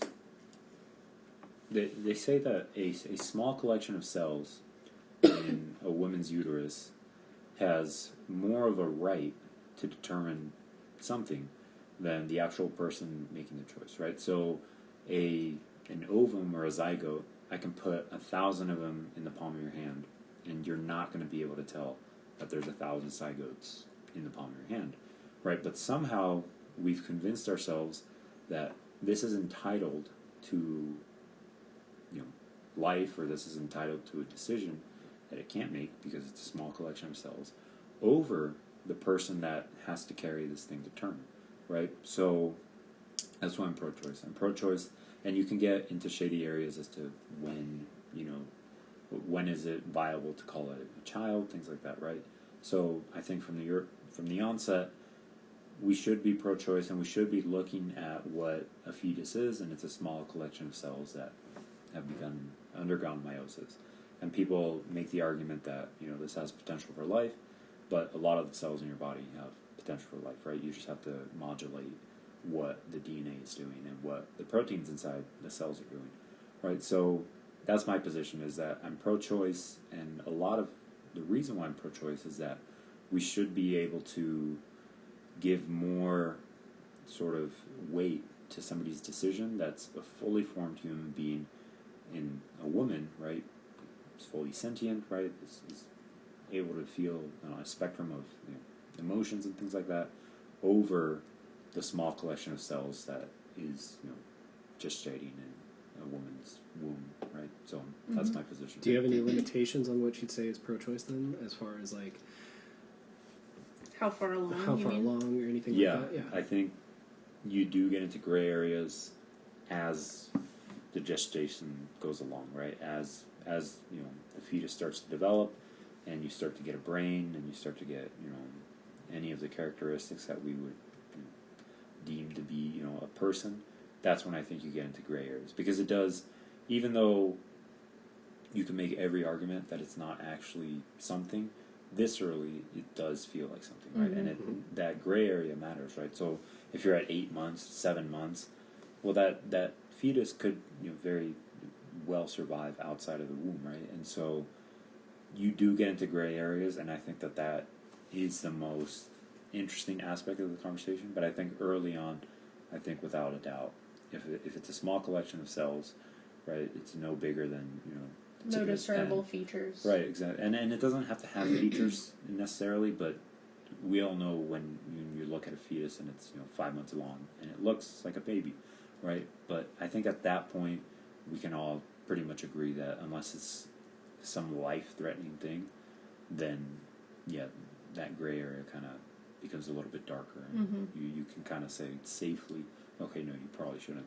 do it at that point. And also because of the safety that it is involved for the Yeah. woman, right? Because Sure. at that point it becomes dangerous. And I've always wondered too, what would keep you from doing it early on, and why would you wait till 5 or 6 months?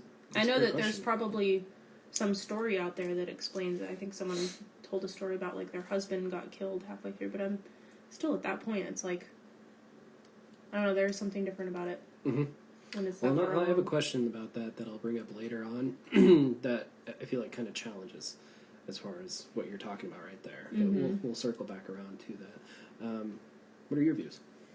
I think basically the most interesting question about this is where people would draw the line. So people who are 100% pro-life draw the line at conception.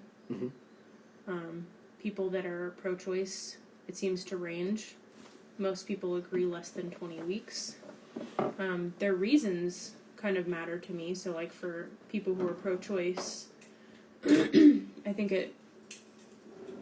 it's interesting how they even draw the line at different places. Like, we're kind of joking talking about it before, but there are people, especially Catholics, that believe, and Mormons actually, that intercourse for any reason other than procreation is basically like blasphemy. Mm-hmm. Like, you're wasting potential life. So I feel like I got kind of sidetracked.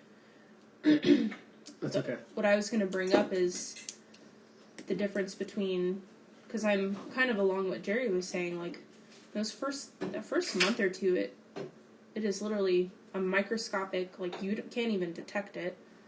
Half the time women don't even know it's something that exists. And I think it matters if you know about it or not. Thank you. Because something that I thought about a long time ago that made me feel differently, because I used to be 100% pro-life, and I've since changed my views on that, is, so if you have a woman who is pregnant, doesn't know it yet, and she goes out, say she's in college or something like that, and she goes out binge drinking, Mm-hmm. causes herself to miscarry the baby. Is that considered an abortion? Because your body will miscarry for you. Basically, if it's not a viable fetus, if it's just not the right time for your body. Like, most women have probably had very early miscarriages and never known about it. Because it has to be a perfect fetus, basically, for your body to accept it. Or it'll get rid of it. It'll just flush it out with everything every month. So, that's something I would challenge the people who are 100% pro-life on.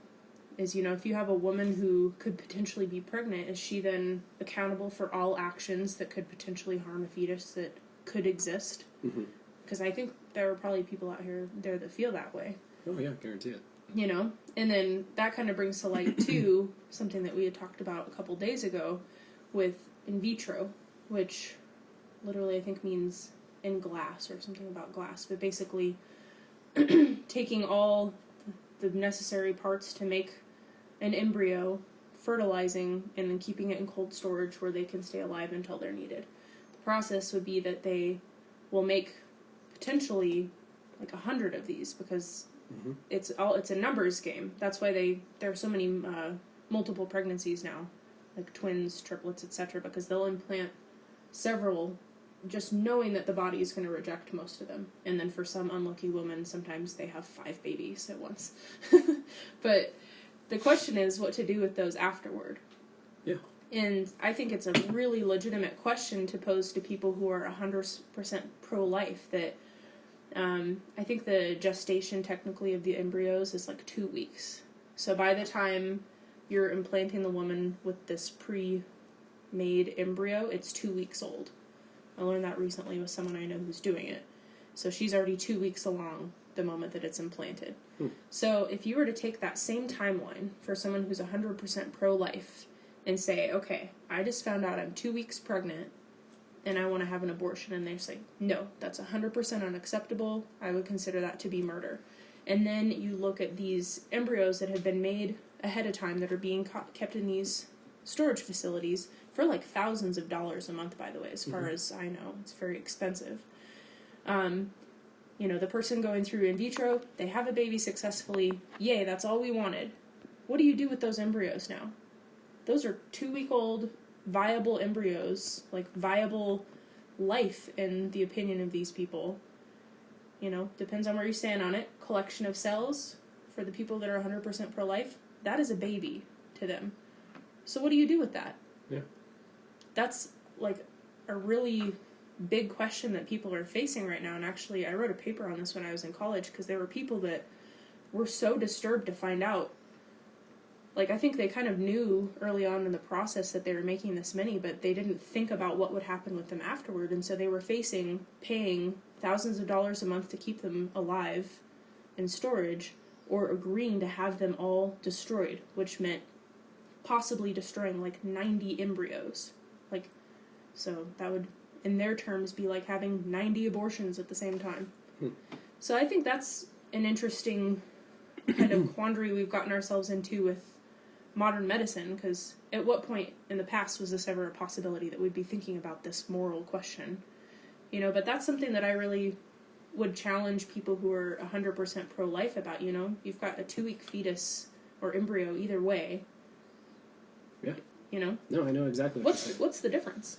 You're right, exactly right. Because I know a few people that have done that as well, and that's the dilemma that they've had. Yeah, and that sucks, especially if you're really not posed that question going into the process. If you really feel that way, it's like being held morally hostage. Yeah. Like, what the heck do you do? Unless you have an endless slush fund to keep them alive. Right. Let's face it, that's not very feasible. For almost anyone. Exactly. So I guess I'll pose this question to both of you then. Start with you, Jerry. So what potential outcome do you see happening if Roe v. Wade is overturned? I mean, do you see people then traveling to Mexico, Canada for things like that for abortions? How do you, foresee this playing out if Roe v. Wade is overturned? Yeah, I think the most salient thing, or the most pressing concern, is how are women that don't want to carry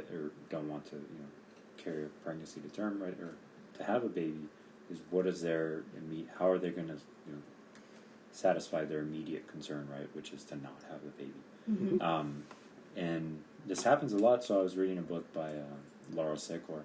She wrote a book on the history of the Iranian intelligence movement, essentially, not the Iranian Revolution, but the backstory of the dissident movement that happened in Iran. Anyway, she wrote a chapter on one of the ladies who was a journalist. I forgot her name, but anyway, abortion in Iran is obviously is illegal. A no-no. But it's not obvious because in the Quran, for example, it doesn't mention anything about abortion.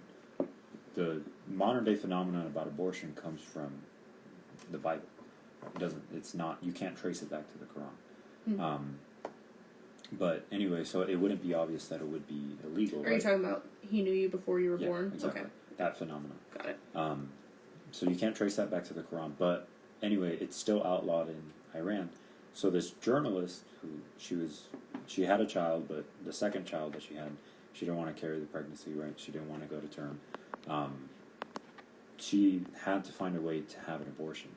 And her options were get yourself sick enough to make yourself bleed, and then you have to be, and at that point it becomes a medical emergency. Make your body reject it. Exactly. Or you can pay this shady doctor tens of thousands of dollars, and you can get the abortion that way.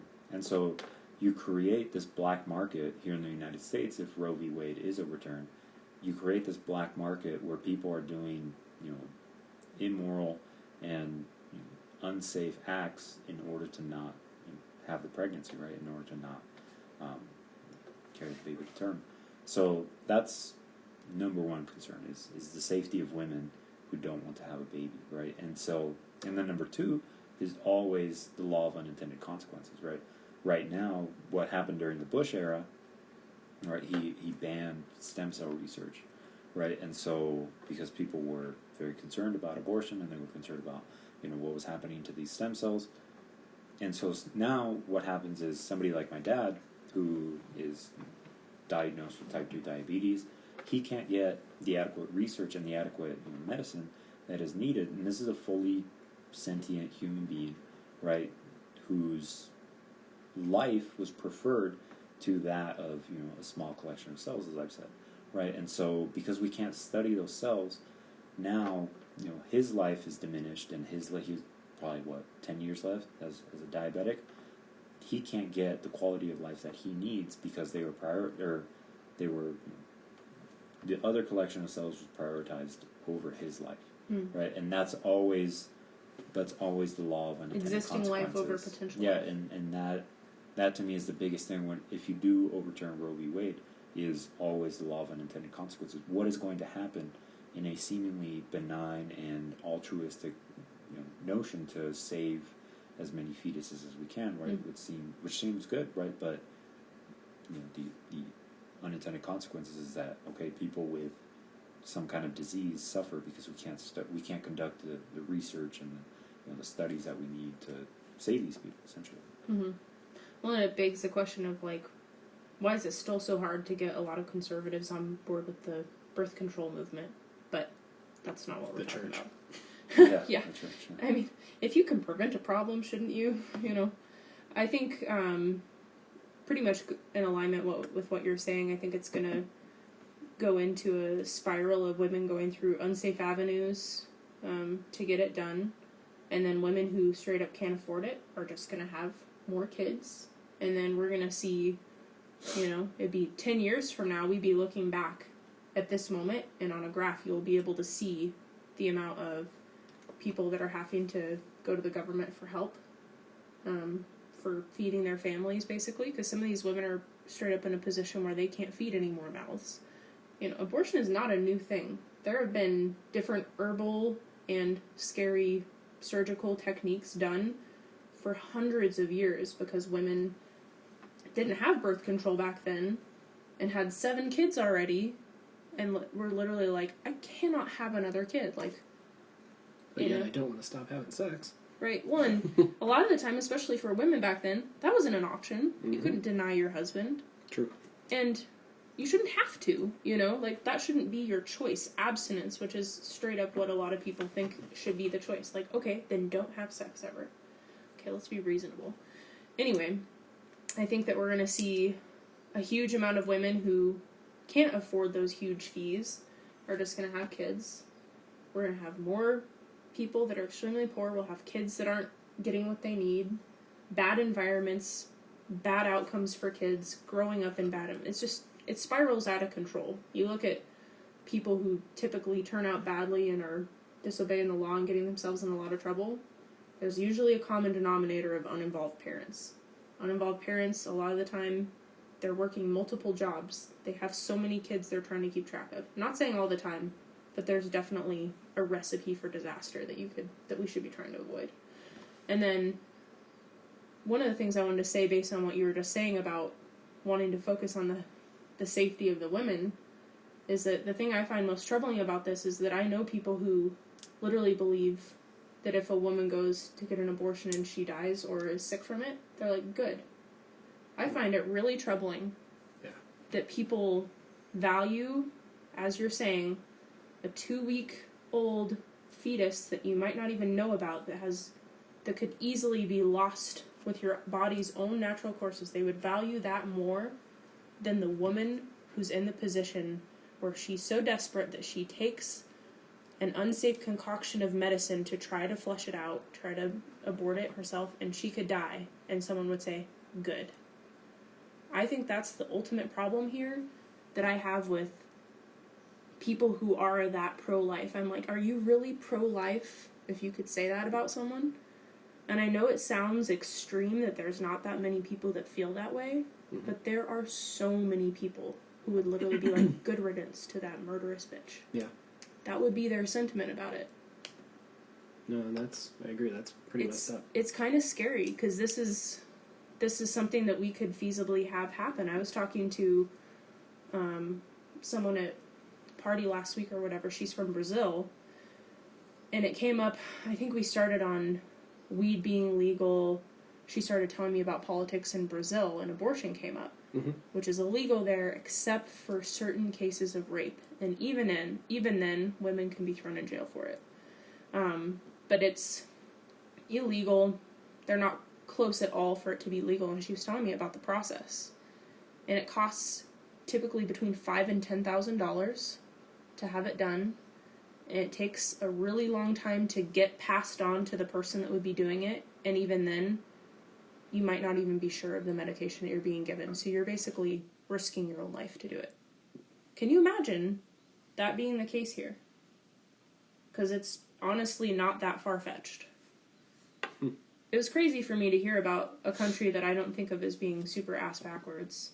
Yeah, Brazil's kind of I guess I didn't know much about Brazil, but I was like, wow, I cannot believe. Because she's like, yeah, I know some people who have gone through this process. And I'm like, that is insane to me. Yeah. That you would have to go through that. But just in Ireland, like within the last 6 months, they finally made it legal. It's crazy. Well, you're also talking about two countries that are very heavily Catholic. Oh, yeah. Yeah. Oh, yeah. Very Catholic. I have no doubt that that's a huge influence. And that's the same thing here, too. 9 times out of 10, the person that's going to feel that way, I hate to say it, but they're probably Christian or Catholic. Yeah. No, I agree. So, correlation? Probably. So I feel like, Jerry, you might have already answered this question to an extent. But this question was in an article that I read a few months ago, and it kind of got me thinking a little bit about the whole pro-life, pro-choice view on things. And not in the sense of, like, am I pro-life or am I pro-choice, but where essentially do you draw the line? And As far as the gestation? yeah. Okay. So here was the article, and this is the scenario. And this couple were intentionally trying to have a baby. Like, they were intentionally going out there, trying to conceive and start a family and things like that. But then, it was about 3 months, maybe 4 into the pregnancy. I don't remember the exact number, but it was pretty late into the pregnancy. Or, I should say, past, like, that first month. And they found out that the baby was going to have Down syndrome. Mm-hmm. And then at that point, they did an intentional abortion because they didn't want to have a Down syndrome baby. Mm-hmm. So that kind of got me to thinking of where's the morality aspect of that thing. Like, I understand that raising a child with Down syndrome or any type of medical or health and mental disability is going to be taxing and challenging on the individual and on that family. So that got me thinking, like, I don't believe that should be a morally right decision to make. And at that point, I would have been pro-life because they're already trying to establish a baby. They're just basically getting a baby that they didn't want. Yeah. So it got me thinking, like, where exactly do you guys want to draw the line as far as if pro-choice and stuff like that goes? Do you believe that that's actually a good reason to have an abortion? No, I would draw the line there, and I would agree with you that we should be pro-life in that situation, right? You shouldn't want designer babies. Mm-hmm. Abortion should be a tool strictly for the purposes of an oh shit moment. You just found out, oh fuck, like the condom didn't work. Oh fuck, like did we have sex that night? I forgot to take my birth control pills for a week. Something like that, and that happened. And totally unintended. Yeah, and abortion is like, okay, your last resort because I'm totally not ready to have a child, right? Mm-hmm. But if you're designing a baby and it didn't come out the way that you wanted it to come out, well then that's unfair to that life, right? That's unfair to that thing that could have been born, could have had, a fully functioning, okay, it's going to have Down syndrome, but it's still going to have life, it's still going to experience things. It's still going to have value. Right? You're still robbing that thing, that life, of that potential of those experiences that it can't have now. Mm-hmm. Right? And so that's where I definitely agree with you. I would say, yeah, we shouldn't condone this type wasteful. of behavior. Yeah, we shouldn't condone this type of behavior just because it didn't come out the way that you wanted it to come out, right? Mm-hmm. And yes, we can improve the tools to figure out early on in the pregnancy, right? We can figure out, okay, this is the DNA sequence, this is what this is the propensity that the fetus is going to have, right, to certain DNA or characteristics. And that technology can always get better. But what I'm definitely agreeing with you. I don't think that just because a child doesn't, just because a fetus, and I'm using these words, synonymously, there's no better term here. Sure. Right, but just because a fetus doesn't come out the way that you want it to come out is not an excuse for abortion, right? You should, if you're planning to have a pregnancy, if you're planning to have a child, then you should stick to those guns, right? And if it's month 7 and you're starting to panic, well, then I think that's a little too late, right? We shouldn't be so easy to condone abortion. We should be very, very, just sort of a very tight leash as to what we use abortion for, right? And I think abortion should strictly be an oh shit moment, right? It should be like, you just found out, oh and fuck. early on. Yeah, and Because especially not to early mention, by the time you're doing a test like that, you're pretty far along. Oh, yeah. And there's also, I mean, this isn't whether a right or wrong thing, but there have been a lot of tests that come back with that, and then they find out 2 months later that it was incorrect. So, my sister's brought that example up a lot. There's a condition called trisomy 18, which a friend of the family, their baby had that, meaning it was born and it never took a breath and basically suffocated. It's pretty horrifying. Yeah. But it's like, you know, my sister's had to think about this because she's pregnant right now even. You know, if she got a test and they said this, your baby's going to have this, she would never abort no matter what. Right. She would let it go to term even if she knew that it was going to die. And there's also the stories of people that have a couple months later found out that wasn't even true. And then you're faced with the fact that, like, oh my God, I contemplated ending this because of I was told it was going to be this, you know. So that's horrifying. But if you did know, like, if the science was there that you were 100% sure 3 months in it was going to have that condition, I think that would be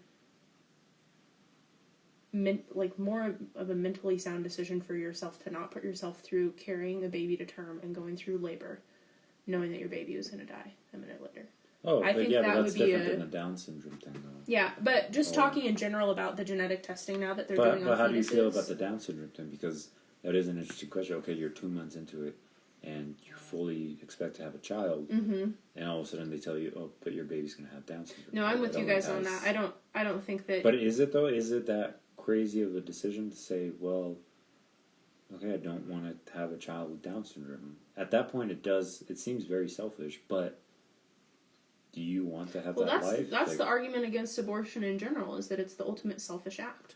Right, but it shouldn't be, but it does kind of put things into perspective a little bit, because at that point, and it isn't the selfish act, because the difference in the two abortions, one for me is the oh shit moment, where you're not planning to have a pregnancy. You don't want whatever baby it's going to be. You find out all of a sudden that you are pregnant, and you do decide to have that abortion. And there's that difference where, okay, I am pregnant, I fully planned on being pregnant, but I don't like that it's going to be this way. this baby, right?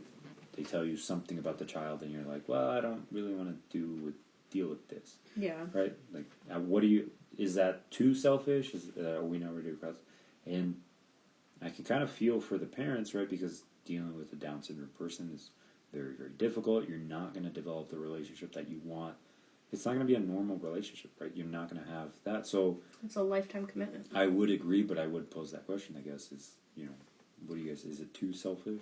Well, if that's the case, then would you look at passing or enacting some type of law that protects a baby in that situation then?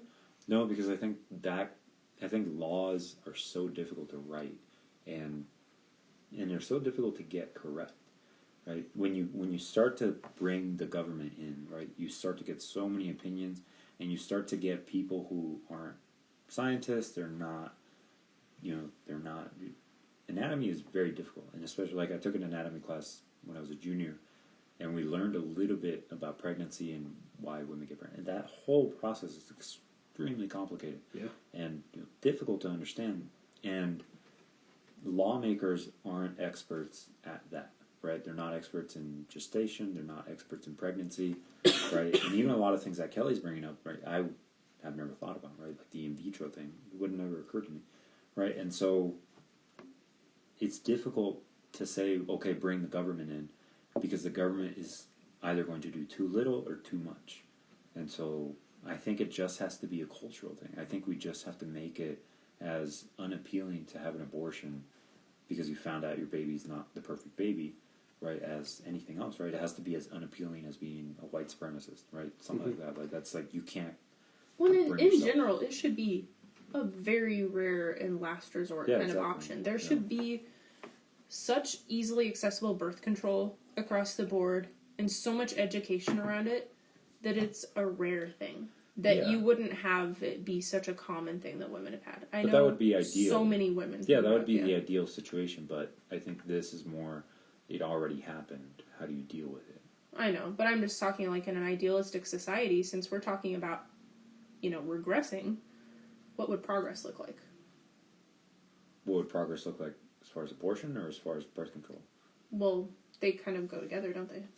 Not really, because I think abortion is, once you're dealing with abortion, you can't go back and be like, oh, well, only if we had, you can't have hindsight bias, right? If only. Yeah, but you can plan for the future. Yeah, definitely. So an ideal try society. to avoid it. Yeah, an ideal society would be a society that realizes that 12, 13-year-old kids are already sexually maturing. And they're already thinking about sex. And you have a society that introduces the topic, knows how to handle it intelligently, is telling them about birth control, is telling them this is how you wear a condom. We're not going to be shy about the fact that women or little girls should be, should have a pill if they're going to be trying it, right? I know 13-year-old kids that were already making out and trying and experimenting, right, when I was in middle school.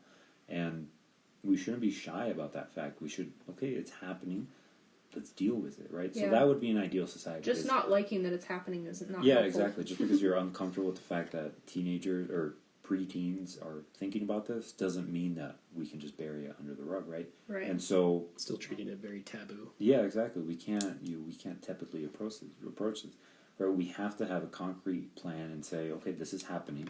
So that would be my ideal society: is a society that treats sex as something that is normal, and sex amongst like preteens, right, that they're going to be sexually attracted to each other, as normal. Okay, fine, we'll deal with it, right? And hopefully that would drive down pregnancy rates. Hopefully that would see a spike in safe sex, right? Those statistics, those metrics is what we want. We want to move towards safe sex. Yeah, we've already seen lack of influences of that. pregnancy. So that would be my ideal society. Well, that brings up the question then. Would you be in favor of government or taxpayers supporting a company like Planned Parenthood that does distribute birth control? Birth control, yes, but I think right now we're in a society where people's religious views are so... We shouldn't force Christians to support an organization like Planned Parenthood because it is so against their religion, right? So I would... For birth control or because of abortion? For abortions. But I would support... I don't know if I would support, but I guess just for lack of creativity, I'd be in favor of? Yeah, be in favor, right? It's just something that would get women access to birth control, right? I don't know if it should be taxpayer funded. I'm sure there's more creative solutions, but I would support just making it as easily accessible as possible. I almost think at this point, with how much pushback there is, I wish they would separate the clinics, because part of what's so damaging about the, tirade against Planned Parenthood is that a majority of their services are for STD testing, pregnancy tests, birth control, and getting, essential health care to people, not just women, men and women who need it that might not have normal insurance. Talking about insurance like we were earlier. This is a really big need in our society, and if we're shutting it down because of the abortion services, it's actually damaging things further. If you're limiting access to, STD screenings and birth control, that's damaging things even worse, in my opinion. I wish we could come up with a solution where there was a separate clinic for the two, because at this point we're not even close to getting to a point where we can agree about what the clinic should look like. You know what I mean? Yeah. Why do they all have to be in one? Because that's really what everyone's up against. Is there are people that think that Planned Parenthood is just about abortions and willy-nilly they treat it like it's nothing. But that's really not what it's about there. I went there as a teenager to talk about birth control because I didn't have a comfortable way to talk about that with anybody.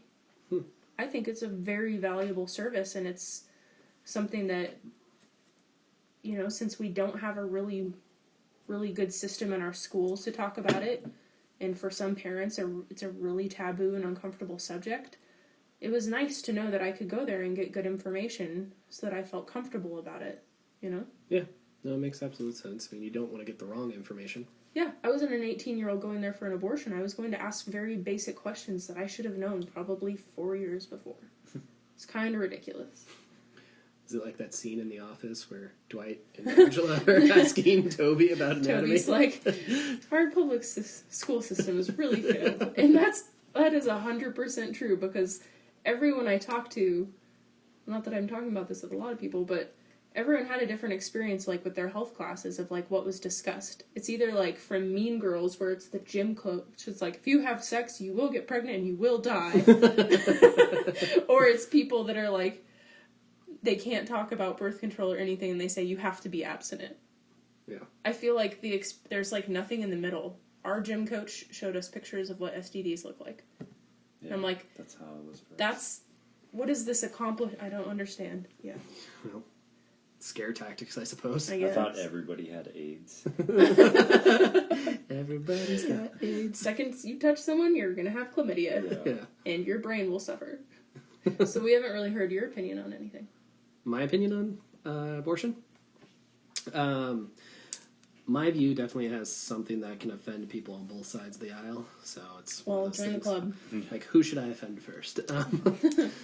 So Pick a term.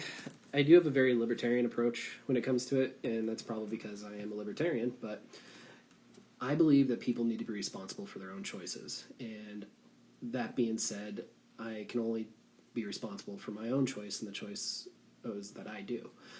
So I've talked about this with my girlfriend before, and I told her, I was like, hey, if you ever get pregnant, I'm going to encourage you to keep that baby, because we knew full and well that the outcome of sex could end in pregnancy. Mm-hmm. And I'm a person that believes you have to be responsible for your choices. You made that choice, you got to stand up for it. That being said, I also am on the same sense that I know I can't convince somebody to do something.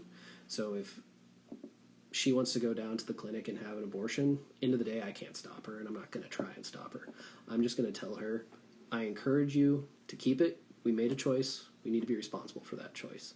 But at the end of the day, I do acknowledge it's her decision, because there's no way I'm going to be able to stop her unless I literally like force her down, chain her, like drag an IV into her, and be like, "You're staying here for the next 9 months." And then we have other things to yeah. talk Then there's about. other issues. So basically, your personal opinion and if you were to be a lawmaker are different things. Yes, like at the end of the day, like I said, I'm not going to let my personal opinion get in the way of like something like that. I also understand, and I'm also sympathetic to extreme situations like rape, incest, things like that. I can sympathize with a woman if she gets raped and wants to abort that baby, because that once again comes down to the decision. That was not her decision. That was a decision made by somebody else. And at that point, that was her freedom being taken away from her to choose. So at the end of the day, I would sympathize with her and understand if she did want to go down there and get an abortion. So there's definitely situations where I would come into play, but I'm also, like I said, I'm not going to condone somebody, because people have to live with their choices. So at the end of the day, if she goes down there and she has an abortion, she's going to have to live with the fact that she made that choice. Whether it's going to drain on her or not, that's going to be up to her at the end of the day. I made my choice, and I have encouraged and did everything I could up to that point. But, that's all I can do personally as a man. What about as far as, I'm trying to kind of retrace where we went with it. Do you have a gestation, like a limit, like how many weeks or how many months you would...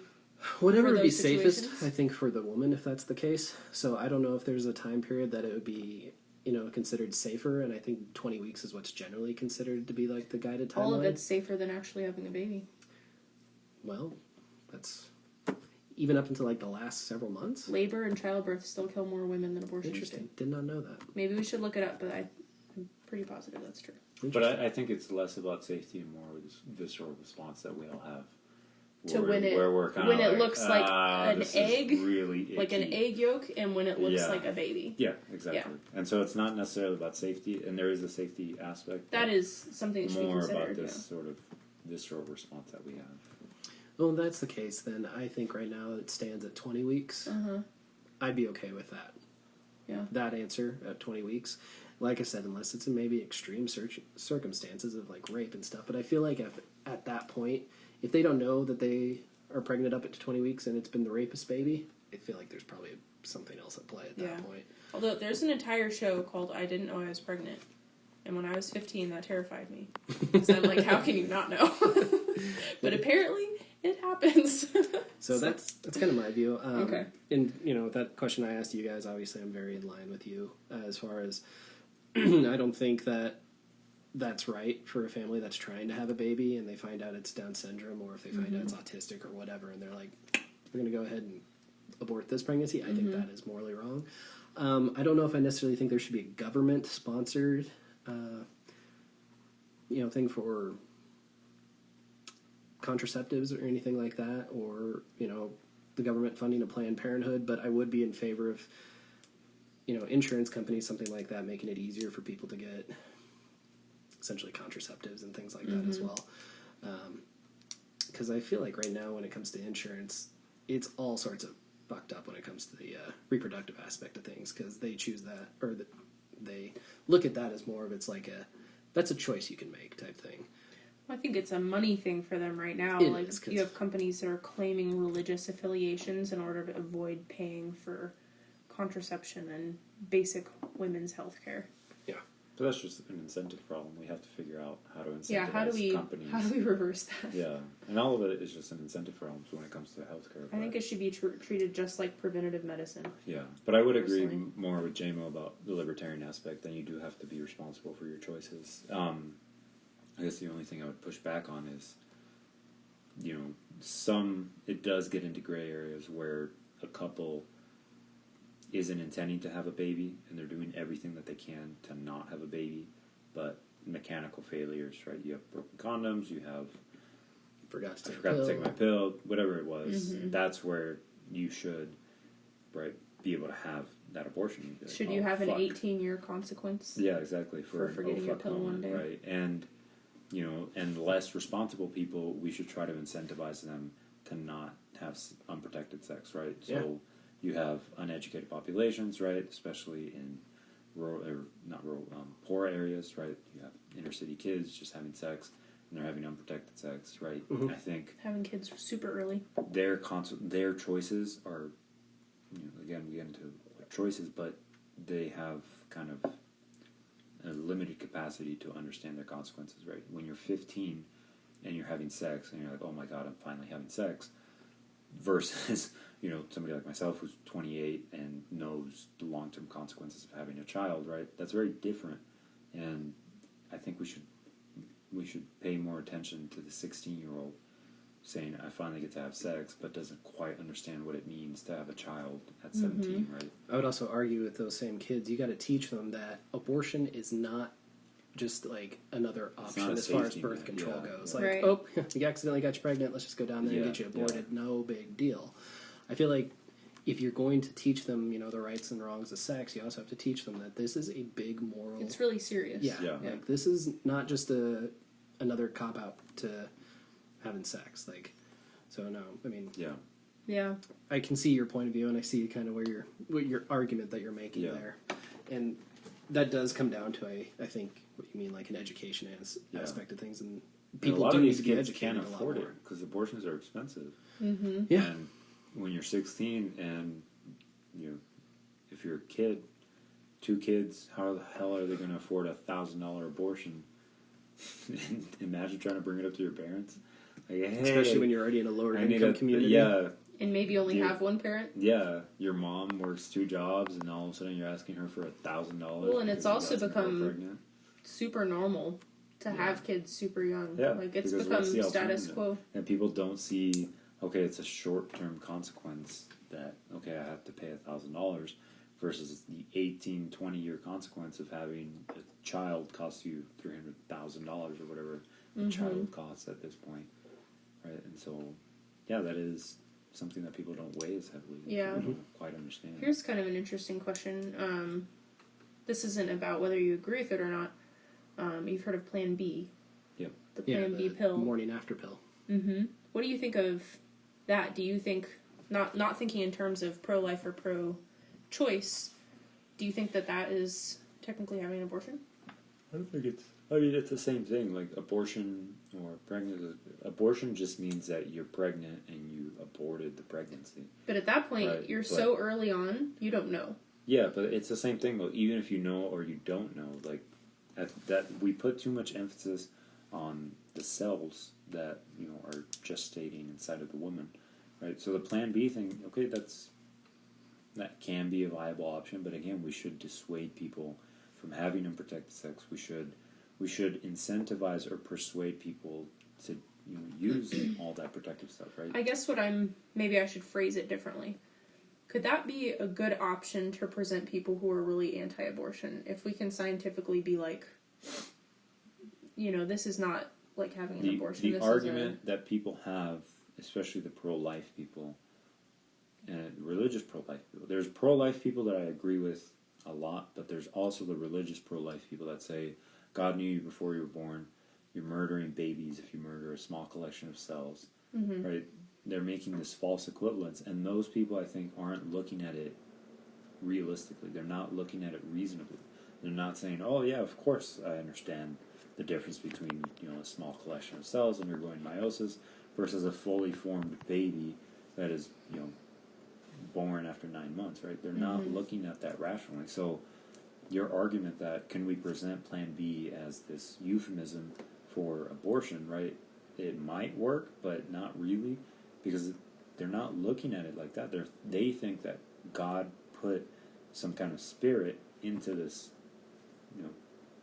zygote, and all of a sudden this God knew you and you're there, and that's what they're arguing, right? It's interesting. Do you have any thoughts? I kind of think I see where you're going with it. Like, people can view that as another form of abortion. But it's a toss-up, because that's one of those ones that could also be viewed as another form of contraceptive. Well, and that's currently the way it's presented. Like in a doctor's office, that's how they present it. But if I remember right, there's only like a very small window that it can be used, too. It's like 2 days. Yeah, something like that. 2-3 days. So it's one of those ones, like, you have to be pretty on the ball about it if you're going to take it. So it just seems like it might as well. But that's, something that I feel like should be presented in that, like you were talking about the moment where you have mechanical failures of your birth control method. If you know that something could have happened and you're wanting to avoid this potential outcome and you want to avoid having an abortion. Yeah, I think it's a good option, especially for. But I know a lot of people who already will have condemned that. Yeah. Because it's technically I'm trying to get into the mind, right? That 1 day old baby, right? Yeah.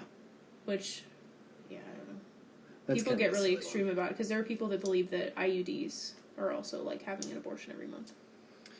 There's people that believe that masturbation is equivalent to genocide. I'm just trying to overcome all of the objections. Like, if we're going to have a conversation about this with a majority of people, you have to be prepared for some really interesting... reasonable conversation starts at realizing that the fetus is just... The zygote is just a small collection of cells, right? And like I said, you can put 1,000... You can put 10,000 on your hand. You're not going to be able to tell that they're there, right? You're not going to be able to see that something is undergoing meiosis, right? And so we have to realize that the concerns of a fully formed person are very different than the concerns of a collection of cells that you lose on a daily basis, right? You lose tens of thousands of cells daily, and you never think twice about them.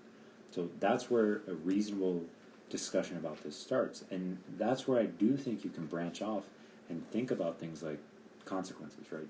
The libertarian aspect, right? Where, do my consequences have actions? Should we have sex, right? Okay, that's a reasonable position to take, right? The unreasonable position is that God knew you before you were born, so masturbation is genocide, right? And that we can't continue to rehash that conversation. We can't continue to allow unreasonable positions to enter the conversation all the time, right? We have to always... But we have a lot of those people that feel that way in our government. So... Yeah. This is where we're at. It's like, I would like to take a more scientific approach to it, but our government doesn't currently value much in the way of science. They're not making their decisions based on that. Right, but we have to kind of... So we at this table may be able to come to some sort of consensus about it, but how do how do we keep things from regressing as far as decisions that our government's making? Yeah, and that's what prompted this whole conversation was Right. the retirement of Kennedy and Kavanaugh now, whether or not he was going to overturn Roe v. Wade. Yeah. Yeah. Well, I think we've covered all we really can on that subject. I mean, it seems like we all basically kind of have very similar point of views on it, too. Yeah. It's interesting, though, because then you have people, like, you could bring someone to the table who is in full support of any time, for any reason, at whatever point during the 9 months. And it'd be really interesting to get somebody here that would have that kind of point of view, because it'd be a different. I would like to hear the reasons why. Agreed. And Hillary took that stance in the debates, but I think it was because she was pressured. Yeah. Well, yeah, she was pressured to have that point of view because of her campaign. But I've never actually heard anyone explain why they feel that way. So that would be interesting. I've heard a few people explain that too. Is like it gives a woman an empowerment, like being able to stick it to the man. It brings it back around to that feminist type argument there, which I've heard a few people talk about it like that. I'm like, that just seems like such a weak argument right there. Well, that's kind of cruelty, isn't it? Like, it does, because it's like at me, that point you're just not necessarily killing that baby because you had that, what Jerry called that oh shit type moment. You're doing it to basically stick it to somebody, to the patriarchy at that point, which I think is a little bit more fucked up. So why would you go through that process on purpose? Because some people believe that you're not actually a woman unless you go through that process. Dear Lord. Okay. Which I think is Let's talk to a person that we consider to be sane that thinks that way. Maybe we could talk to that person. Michelle Wolf. There you go. I have a hard time taking someone seriously that really feels that way. Well, I have a fun bring it home question to just kind of round things out here, and it's super dorky and super nerdy, but I feel like with the crowd here we can do it. I've been watching a lot of Battlestar Galactica lately, and it's for anybody that's never watched it, highly recommend it. A lot better than people give it credit for, but it's very, very strong on the concepts of free will, AI, multiverse, things like that. So my question to you two is, where do you see AI in 200 years? This is a wrap-up question? Yes. Real quick wrap-up question. We can go with this one as we want, but we'll call this the final topic. How about that? 2 minutes to respond. Okay. Jerry, you have 30 seconds. Go. Yeah. I think it's impossible to see where AI is going to go. AI is exponentially better or more intelligent than we are. So it's like asking somebody in the 15th century to describe cell phones, right? It's like, Yeah. or laptops, right? You can't conceive of what this exponentially better AI can think of, right? And so that's why there's no limit to what AI can do, right? Especially because they do work at the speed of light.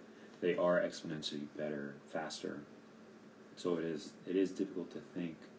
I can imagine a lot. I can imagine what we can accomplish, but it's impossible to say what they're going to be at. So, but I think cool answer would be AI would figure out how to travel through the galaxy, for example. They'd figure out things like wormholes.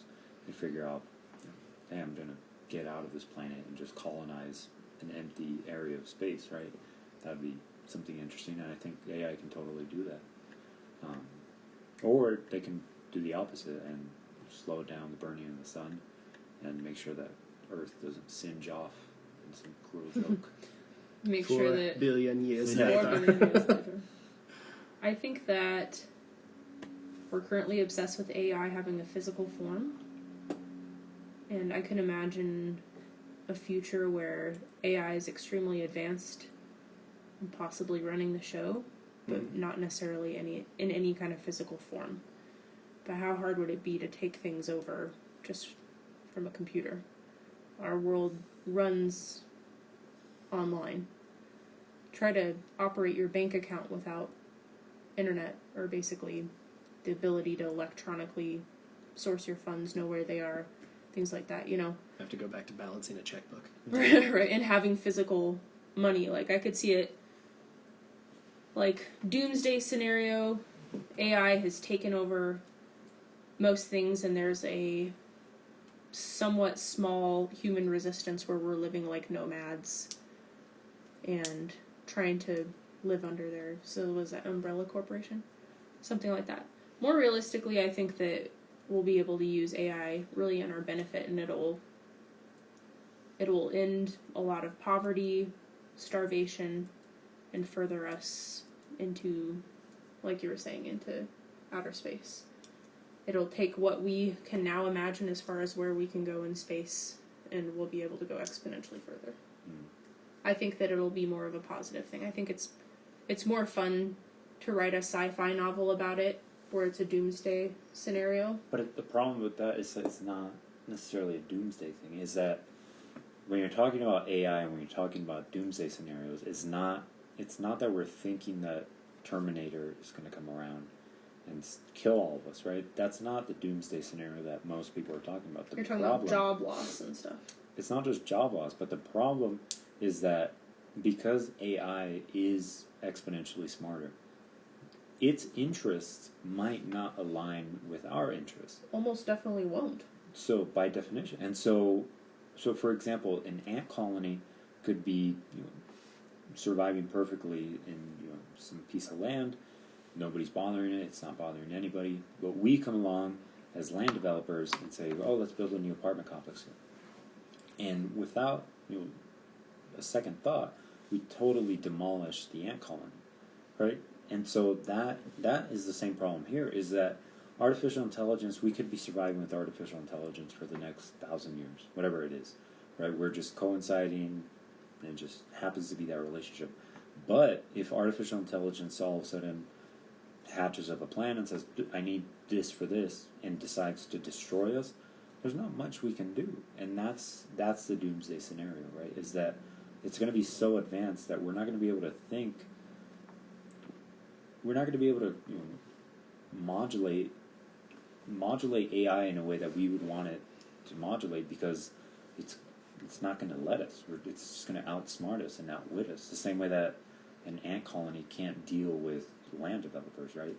And so that's the problem. It's not that it's this doomsday thing. It's that we just can't quite stop it because it's smarter than us. So it's almost like the next step in evolution. No, it's not the next step. It's just that its interests. We have to make sure that AI and its interests are aligned with ours. We have to and then make who sure. gets to decide? That's, I think, the ultimate Well, problem. If you talk we about want to decide. We hopefully would decide that as a collective, okay, this is what we want AI to be. We want it to be moral.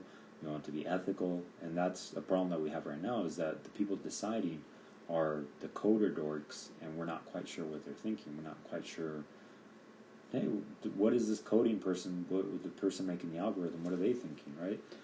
Are they wanting to bring about the second coming of or the rise of the machines? We don't know. And we have this huge ethical problem where most of our funds, most of our economy is going towards AI, and we're not deciding its future, right? We're not deciding its ethics. And so, yeah, we do want to decide. We do want to kind of rein it in a bit and say, hey, hold on. This is what we wanted to think. This is what we wanted to control. Well, that kind of goes back to what we talked about, I think, in the very beginning about who decides what morality is. Yeah. Because if you're trying to talk about making, like, an android cop, RoboCop, and you were to try to set its rules in place and basically give it its directive, and you have to answer certain questions about how it proceeds with things, who decides? Who gets to code that very powerful android creature, Yeah. Because everyone has kind of some different ideas, especially if you start talking about people with different religions and people in different countries, and well, at that point, that might be chaos. Making it. Are you making one that just coincides with the interest of the United States, or are you making one that just coincides with the interest of China? Whatever. Yeah. It's very different. The thing that was really interesting, and it's going to sound super nerdy again, but, know your crowd, I guess. With Battlestar, the thing that was really interesting with the Cylons, who are this artificial intelligence that was created by human, is not only did they start off to do exactly what Jerry was saying, like help us with their economy, help you with food shortage, traveling, outer space. It started off with all that, but they started to grow and evolve themselves because, like he said, they can think at such a higher and faster rate than we can, and they ended up developing their own culture. They ended up developing their own set of morals. They ended up developing their own interests, their own ideas, their own, essentially, direction. And, even, like I said, their own religion, which I thought was just outrageous, but it made sense because they developed all these other things that were already pretty human-esque. Right. So it's kind of crazy to think that does have that potential, and then it's essentially a whole other, I don't know, maybe race or country or species or something like that all of a sudden, boom, that's why it turned into some kind of war between man and artificial intelligence. It's because they literally created their own monster, and and then this thing had its own political and moral and whatever else you want to say type agenda. Yeah. It's pretty interesting to watch. Because right now we're in an AI arms race, and then it's very feasible that someone reaches the finish line, and then we're in a new battle against the AI that we created. A battle star, if you will. Clever. Yes, I thought so. Sometimes I can be witty like that. I'm just so witty. All right. Well, I think that's a topic that could be easily an entire... We could probably, we should all think on it and then come back, circle back to that. Do a whole other podcast. Because that's a big one. It is. It's a fun one to talk about, too, just because there is so many different avenues that you could go down with it. Well, and so much of it is probably going to happen during our lifetimes. And the sad part is that a lot more of it will happen after we die. Unless we become find AI. A way, to save our brains and print them. Wait, you haven't finished Westworld, have you? Nope, you're spoiling shit. Well, crap. Goodbye, everyone. Thanks, Kelly. All right, well, I think that can pretty much wrap it up. Do you have any final thoughts? Any finals? Anything? No, I don't think so. You don't think so? I'm spent. You're spent? Your brain's I'm good. Mush? Yep. Okay. Go watch The Office now. Hey, Bears beats Battlestar Galactica. Did you ever notice in the 9th season, Dwight's actually... you haven't seen Battlestar Galactica, but he's doing, these models, and he's actually painting the Battlestar Galactica. Oh, really? And then he's got, these little vipers that are from the show as well, all around his office. No, I never noticed that. We were watching it the other day, and we noticed that. We're like, that's amazing. That's the best. And you'd only notice it if you saw Battlestar Galactica. Exactly. Uh-huh. Yeah, it's quite nerdy and delicious. So. And delicious. Yeah, I think we're probably going to have to watch it, because I like that kind of stuff. I think it's, now that Westworld's over for another year, you got an option for you. Got a new AI sci-fi kind of deal. It's pretty fun. Yeah, I think you guys would enjoy it. Did you ever watch Stargate? I just finished all of Stargate, and it was so fantastic. That's a pretty good show. It was a lot of fun. I remember liking that show. I haven't seen it in years, but it was a pretty good one. I made Jamie watch the movie with Kurt Russell and James Spader. Oh, yeah. That it's all based off of. That was a good one, too. It was fun. I did enjoy that. Jerry, do you have any final thoughts, final say, anything like that? No, I think that was a good podcast. Yeah. No final words? Good rainy Sunday afternoon. Yeah. Right? All right, well, I guess that's going to wrap us up for today. Guys, I appreciate your time and, let me moderate today and kind of dig in a little bit more on your brains. So once again, thanks, and we'll do this again soon, and thanks for being offended with us.